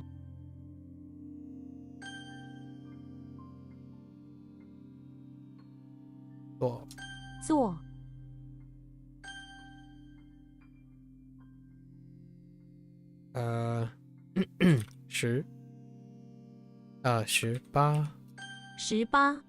18 okay let's go next lesson 看 look at interesting 看 all right so we got eyes coming up Kermit the Frog at the pawn shop inside no Kermit the Frog in the bathroom of the pawn shop with the hands and eyes it looks like eyes we're good probably use the same mnemonic to economize the heck does that mean to economize like to make more affordable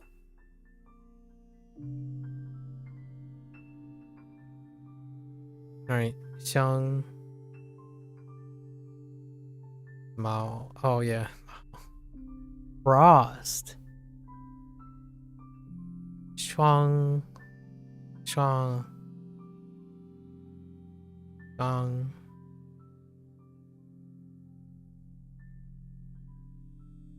I'm not sure if I use that 看 all right what are we doing Kermit the Frog is in the bathroom of the pawn shop trying to capture one of the ancient relics they have on sale that has gone out of its display case. Interesting. It is a hand with an eye in the middle. Like Pan's Labyrinth? Really? It opens its palm and the eye looks at Kermit the Frog, yeah. So like Pan's Labyrinth kind of feely. Except it's attached to a body, you know. A guy with eyes on the hand. Kermit looks at the eye and begins to feel faint, then passes out. If you look at the eye of the hand, this will happen. Alright. We're thinking more like magic school at this point. Kan seems. Oh, kan lai? Is that lai? Yeah, kan lai. Oh, so you no longer push. Interesting.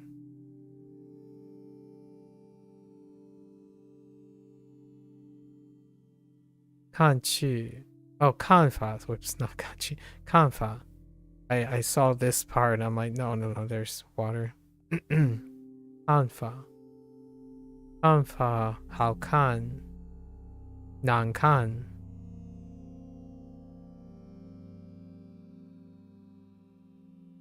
To see through.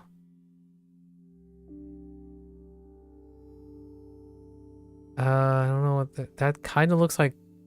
Oh, that is Tron. Wow. Like, to where? To where? Han Chuan. Like Chuan Yifu, right? Wear clothes. Okay. Kermit the Frog in the basement of the pawn shop, chasing after ears. Or not ears, eyes and hands running around. Looking at, I guess, to look at the hands or eyes, right? Fun. Okay, parts. That's kind of, it overlaps with WaniKani as well.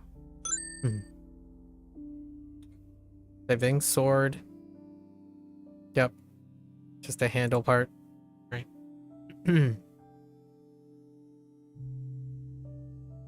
Dole. Right, dole. I don't know what this is. Qie. Jian. Really? Chu. Oh, chu. Yeah, chu. Okay, that kind of checks how we show. Okay. Alright. Fine. Fun. Alright. Fun. What do we got? Frodo. Frodo is outside the entrance of the infirmary with some sort of fins and swords. Okay. Frodo is in front of the infirmary battling a pair of floating fins. I mean, Frodo is part of fantasies, so that are chasing him around the hospital grounds. He takes out his sword, Stinger. Wait, was it called Stinger? Or Sting? I think it was called Sting, right? And cuts them into many parts. The doctor rushed out and put the parts on a stretcher as they can save the fins. What the? What's up with the last part? 10分? Really, totally 10分? Interesting. 分小, right? 分小 to separate. 分校 branch. Oh, that makes sense. Art, school, branch, campus. 分别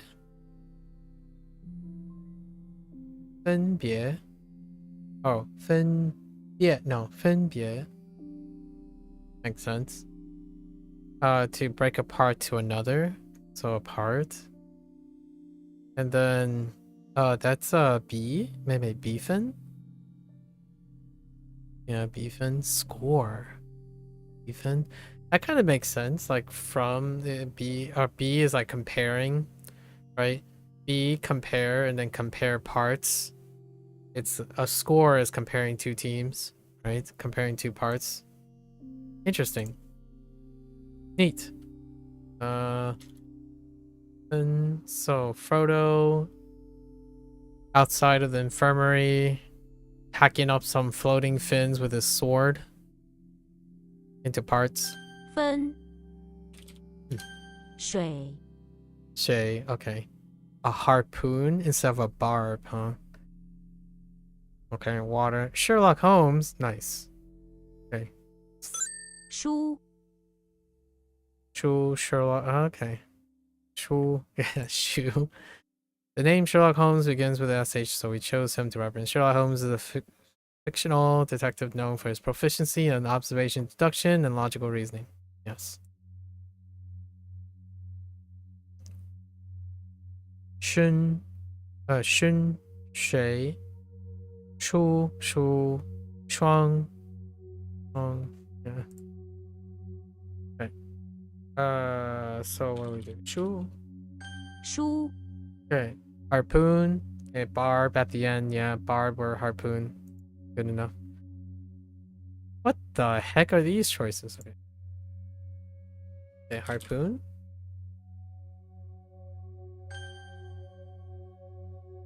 That was a little... Okay, and then... Wait, we have to get barter too? Barter with splash everywhere. Yep. That's... Okay. Here are we. Eternity.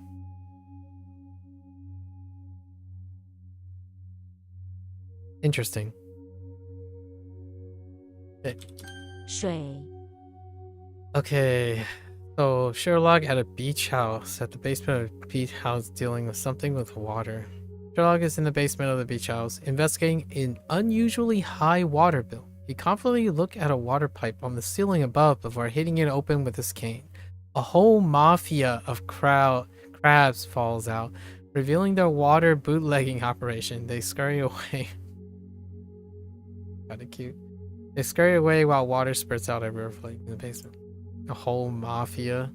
Oh, wait. What do you call a group of crabs? Is it... I'm kind of curious if it's actually called mafia. Oh, it's a cast. A cast of crabs. Okay.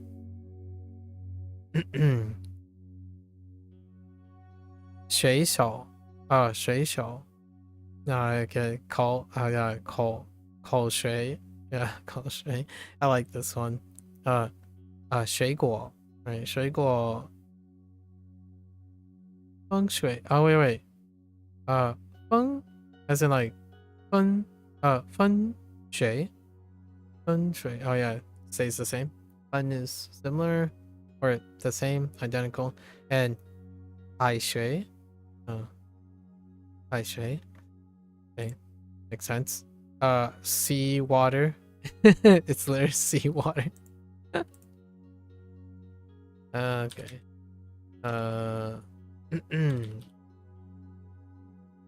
Sherlock Holmes in the bathroom, right? 水 Investigating the water bill.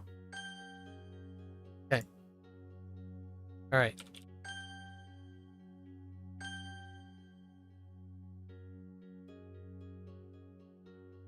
Shui.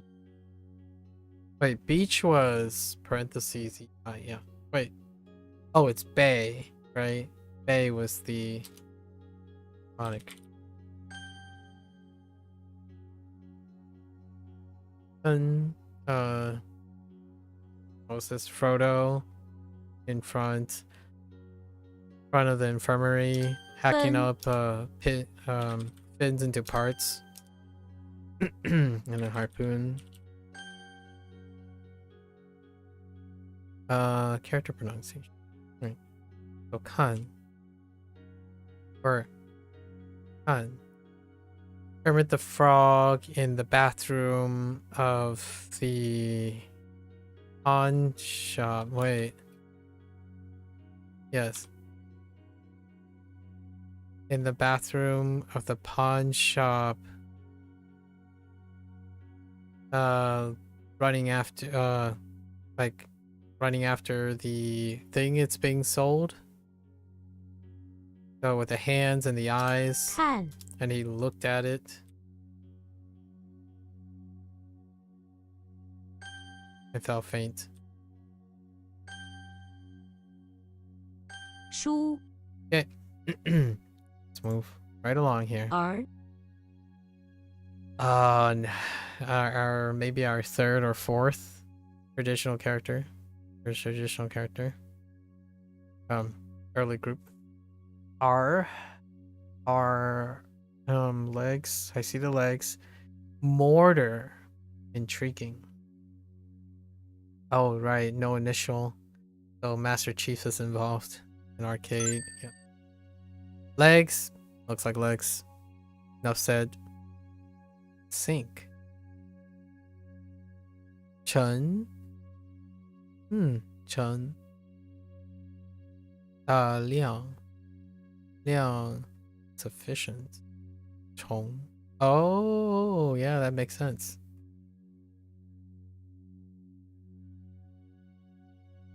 I don't remember seeing this. Oh, wait. This is probably simplified by removing the two things in the middle, maybe. I don't know about that. Huh. Okay. Mortar. Why does this look like mortar? I mean, it kind of looks like. This component depicts a mortar, a vessel that you put things. Oh, that type of mortar. To grind them up with the pestle. It looks somewhat like a sun that is broken up, representing the act of breaking things up in a mortar. I like that. I like that. Maternal uncle.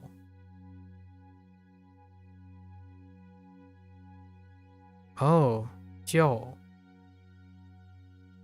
Interesting. So, Shu. Shu, like Shu. It's paternal? What the? Ain't no way that's old.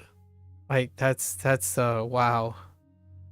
This might be a different type of old, though. Maybe for people, or, no, I don't know. What? Yeah, it's not Lao, right? Yo, wow. What is happening there? There's a mortar in there, though. Ow. Oh, mortar is simplified into. It's probably simplified into. Okay.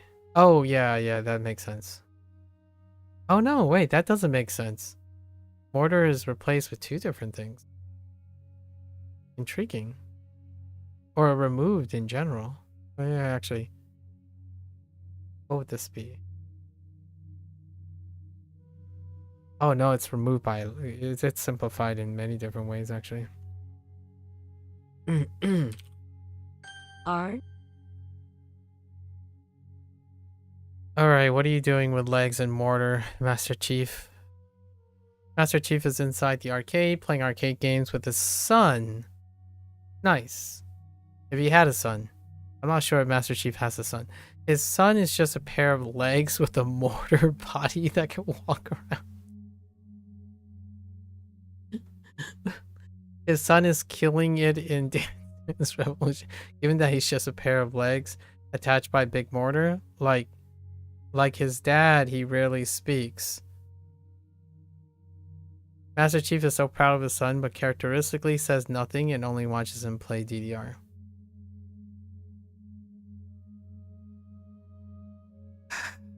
Alright. That's a tough sell.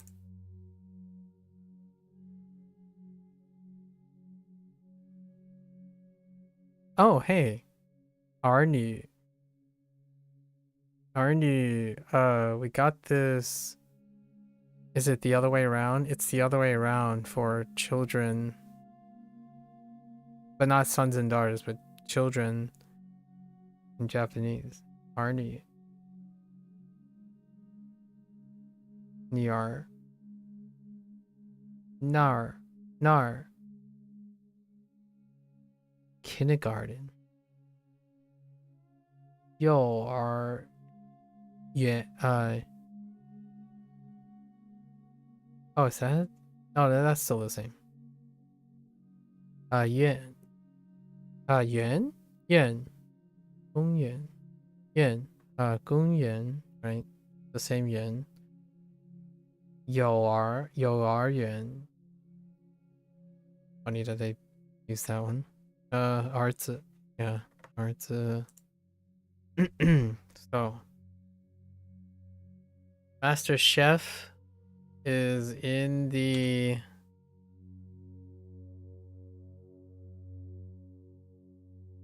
Master Chef is what? In the arcade? R In the arcade with his son? That is just some mortar and some legs. Ben Ben. Okay, Ben. Alright. Tree. Tree is tree. We're fine. Branches.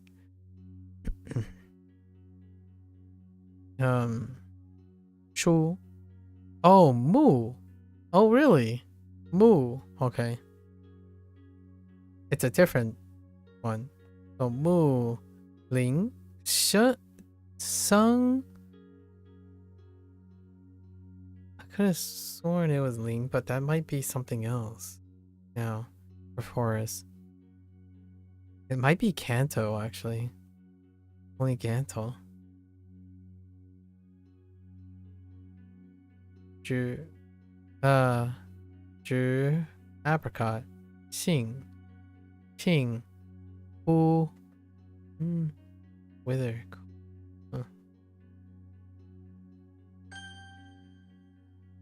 Your task is, oh yeah, and then the bottom is a tree. So the simplest way is to extract a bit of wood from the bottom of the tree. Yeah, same thing, carving.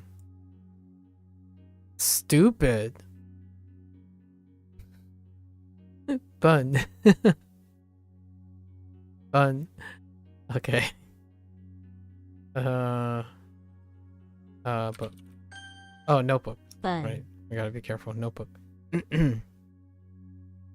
Okay.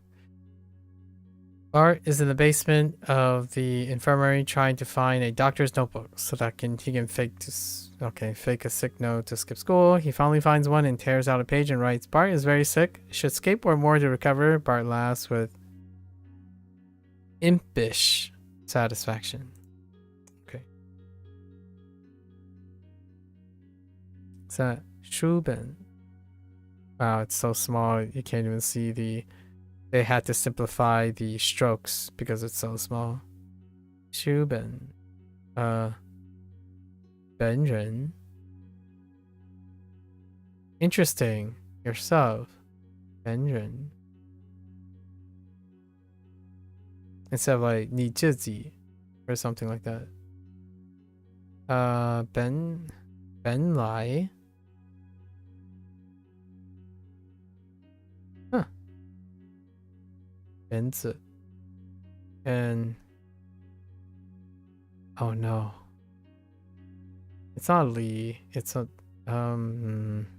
Ke. Dang it. Like Ke as in class. Keben. Alright. Bart is what in the basement looking for the doctor's notebook. Make a sick notice. Yeah. Okay. Legs. R.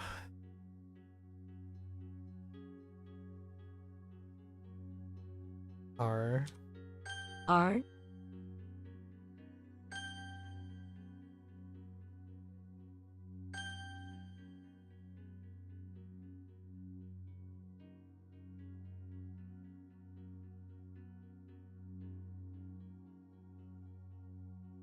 Art is in the basement of the infirmary. Yes. Ben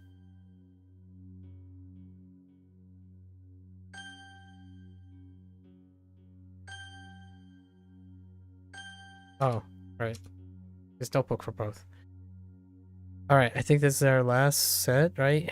Ming. Yep. Sun, moon. Okay. Mickey Mouse. English manor. Inside. Mickey Mouse is inside the living room of the English manor. At one side of the room is a huge cartoon sun, and the other side of the room is a huge cartoon moon. Both shining bright. Oh, that's clever. I like that. In fact, I mean, actually, I drew something like that before. making the sun and moon the source of light in a picture. In fact, it is so bright that Mickey Mouse cannot see. Blinded by the bright light coming off the two objects, he holds his hand out in front of him and walks with a squint, trying to find an exit, tripping over everything in the process. That's a bit vivid thing. Oh. Booming. Booming. Ming Ming. Ming Ming. Obviously. Ming Ming. Ming Tian. Ming Xing. Right, Ming Xing. We got that from Duolingo. Ming He. Oh, Ming Zhu. Oh, that's true. Not He.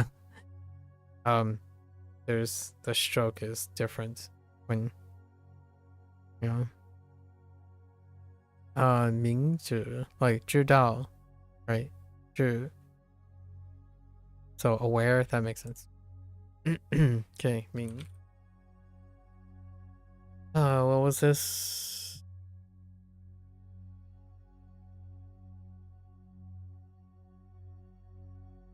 Wait, what does the MI stand? Does the MI stand for? Oh, Mickey Mouse, right? 明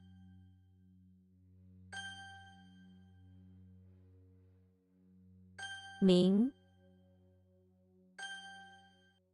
Wait. Oh, there's only one lesson that sticks out? Oh, that's weird. Alright, so we got 44 review. Ooh. More components to the list. Look at all these characters. Alright. Let's go. Was Yoshi just Y? I think Yoshi is just Y. 一 E.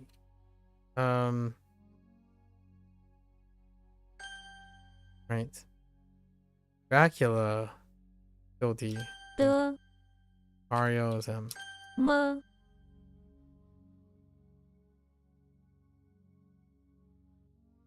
Zhi. 十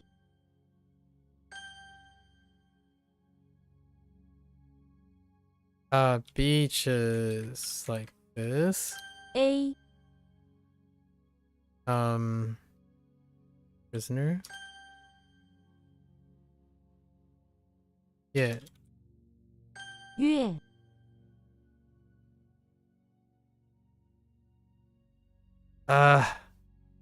Fine.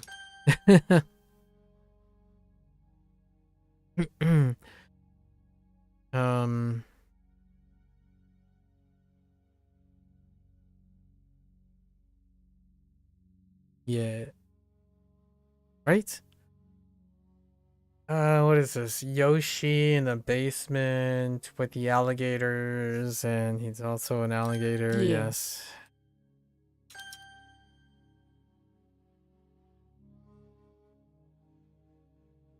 Two moon companions, Patrick Star in the English, yes.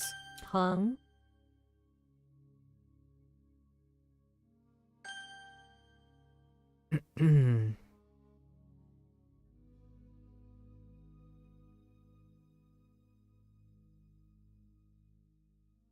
手工 Boom.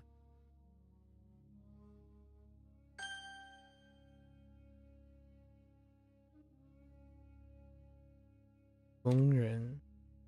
工人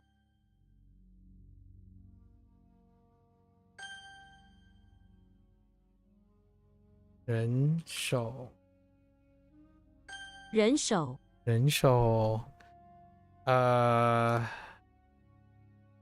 yeah.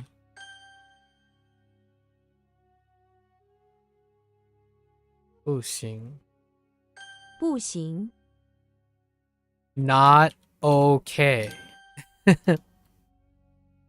Okay. 20 20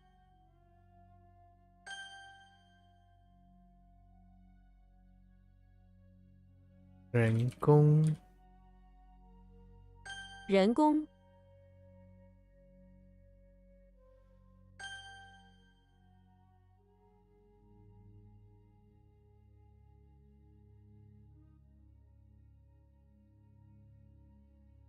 二手二手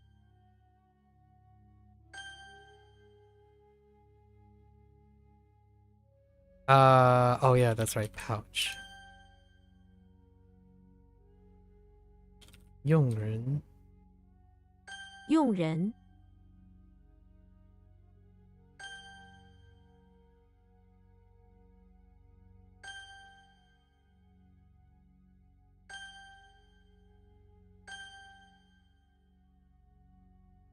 一 七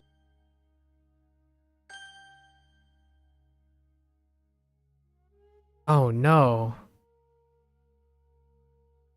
Do we just use noon for this? Son of a bee sting.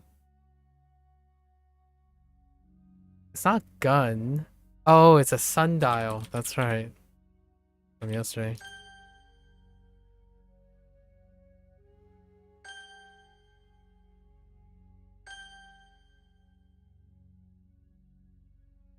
Is it MI? Yes. 咪 Oh no. This is a J or a JI? Oh, I think it's a JI. 鸡 I don't remember Kirby. Oh no. Oh no, wait, I do remember Kirby. It's fine. Kirby is the rote memory one because they didn't go with something that's near rhyming. 子女子女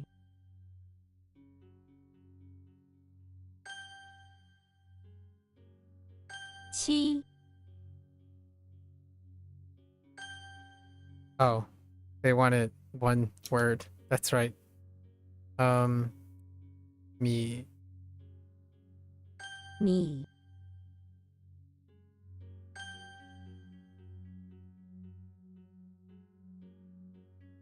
们们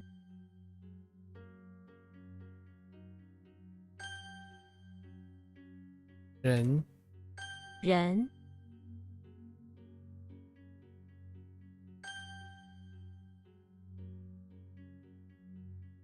毛. This one I made an error before. 毛 Oh.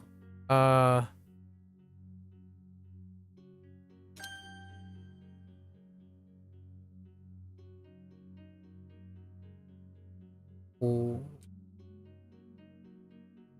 五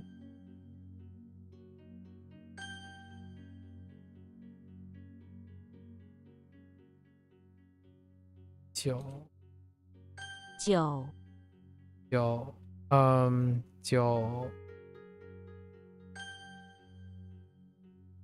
Trying to remember all the little stories as I'm going. I don't pause too often.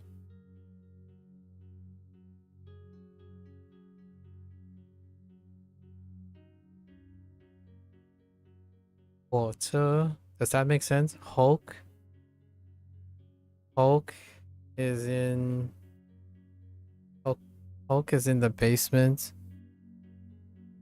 Oh, of the office building? Oh, setting things on fire, yes. 火车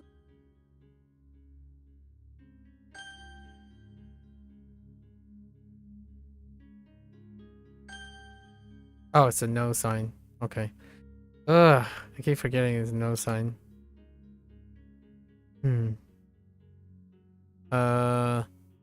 Is Harry just H or AJ? I think it's just H. 喝 Yo. 药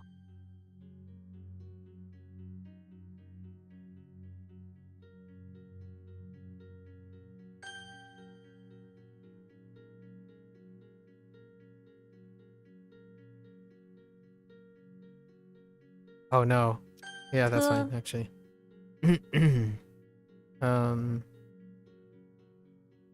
Uh, 他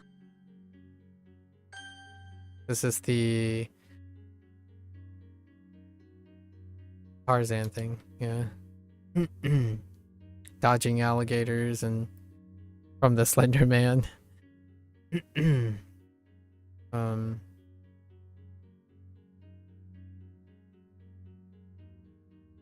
What was this? Harry Potter Harry Potter in the barn basement. Oh, for discovering the child, the 好， picture of the woman and child.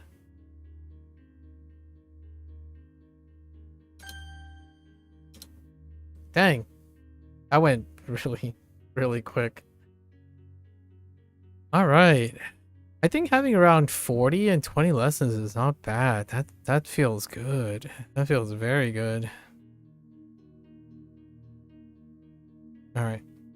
So let's review. Oops. Our stuff here.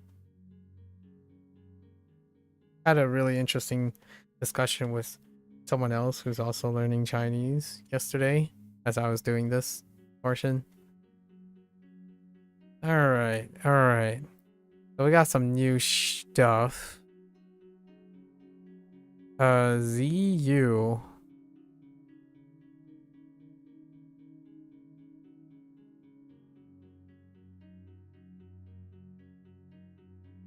Zeus.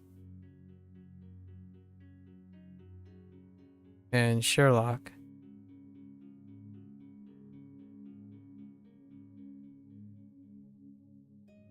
Now I, water, sword, saw, mortar, notebook, harpoon, legs, 3. Right? And then I need to write the meat. There's a lot of room. Okay.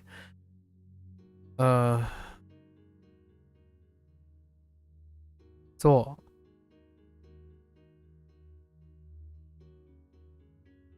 水 oops 水 分 看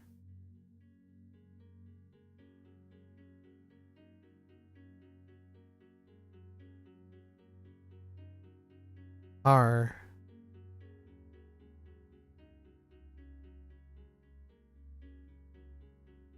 分 分 明 I need to go over what these mean. Yeah, because they're separate characters. It's not vocabulary words. Okay. It's 做 to do. Say water. Art. To look at.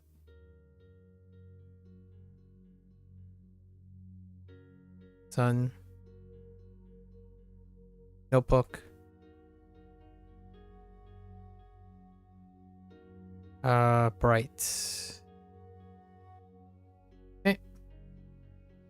And let's go down here quickly. 午夜 18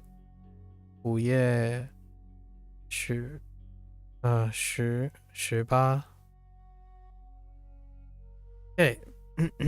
Now let's do our thing. Oh, wait, yeah, let's do our thing. So Zeus is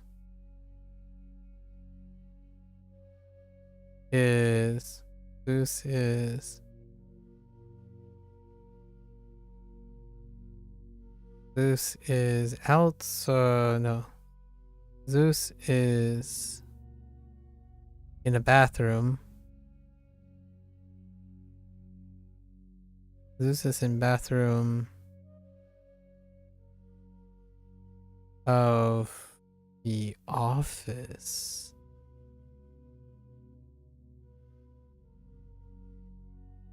Office building. What was Zeus in the bathroom in the office building doing?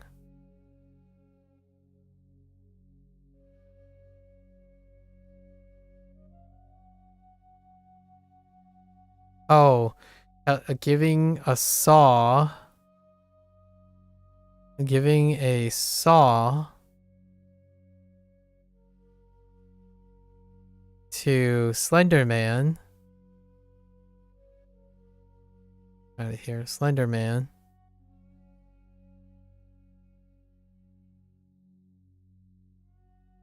Telling him to cut his arm. To do it. To cut his arm as a show of strength. Demonstrating. Okay. So then we have Sherlock. What is Sherlock doing? Sherlock is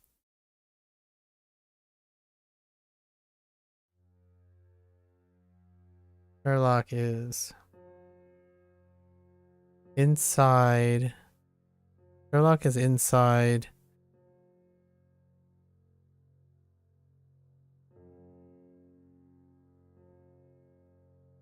the beach house.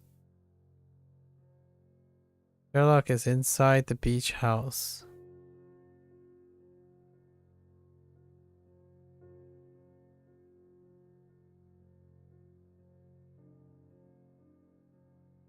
And what was he doing inside the beach house? Sherlock was inside the beach house. Oh, no, not inside the beach house.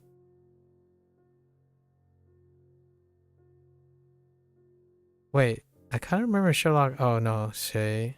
Oh, Shay, not Shay. Shay. Not inside the beach house. Sherlock was in the basement. Wow, this stuff really auto-corrects itself. Basically, if you remember the things that are associated with each other, it self-corrects. Like, I'm like, wait, Shay? That doesn't sound right. Because the story doesn't sound correct as well. Sherlock was in the basement of the beach house checking on the water bill, right? Checking the water pipes and stuff because of the water bill. And found out a mafia of crabs. Bootleg operation. Okay. So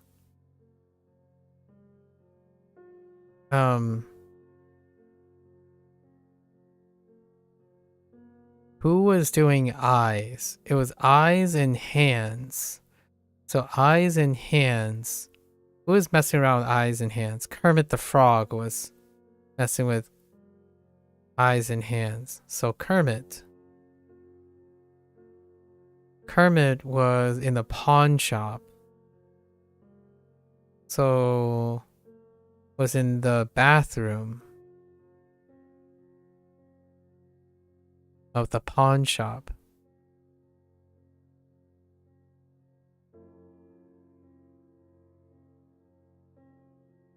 Pawn shop following an artifact that was hand, so no hand. A hand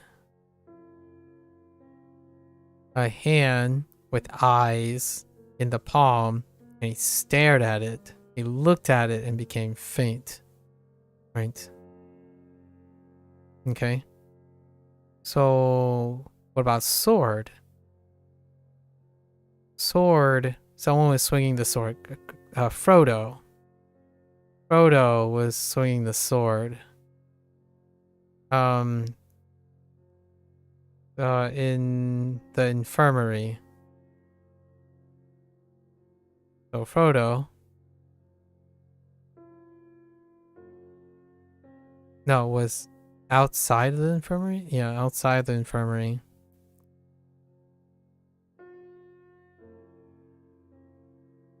Frodo was outside of the infirmary.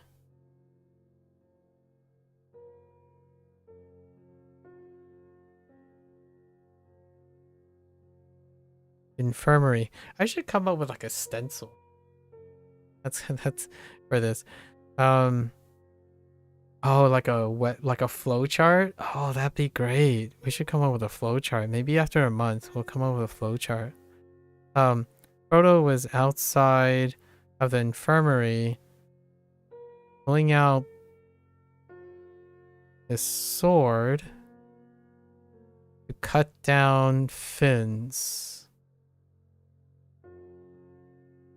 Fins. What is fin? Yeah, fins. Into parts. Then then we have Master Chef. I know, it's Master Chief, but Master Chef. Master Chef is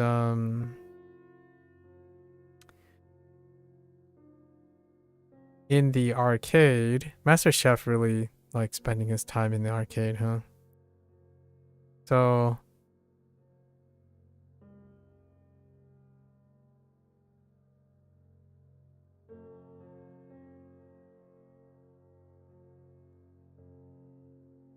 war. Wait.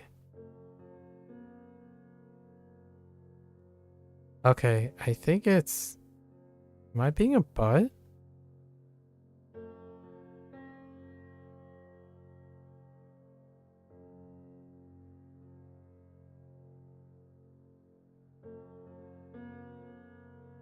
R.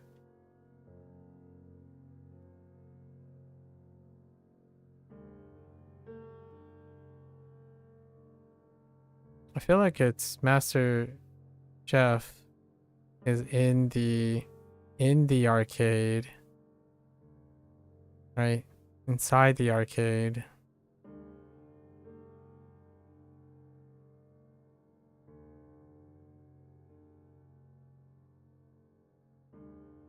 With his son, who happens to only be legs and a mortar for a head. Playing really good at DDR. R. Right? Yeah. Yeah, it just self-corrects itself. Nice. We also have...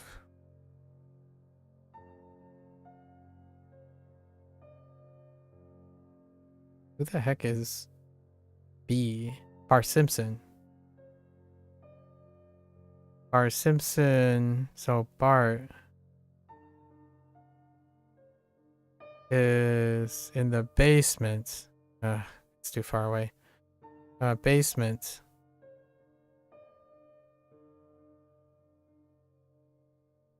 Basement looking for basement of the infirmary.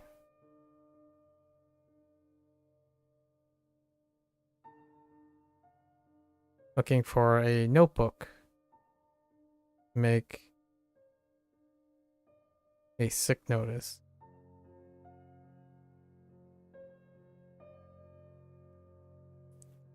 What the heck uses a harpoon and a...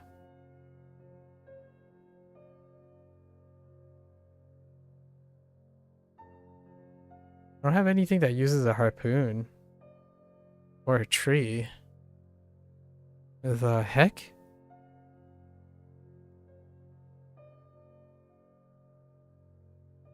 Yeah, I think those are just standalone right now.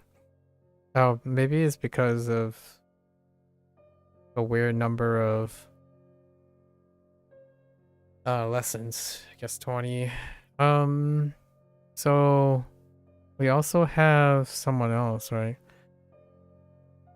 We have Mickey Mouse. So Mickey, which is MI. Mickey is in the inside. Mickey is inside the English Manor. Like that? Yeah. Mickey is inside the English Manor.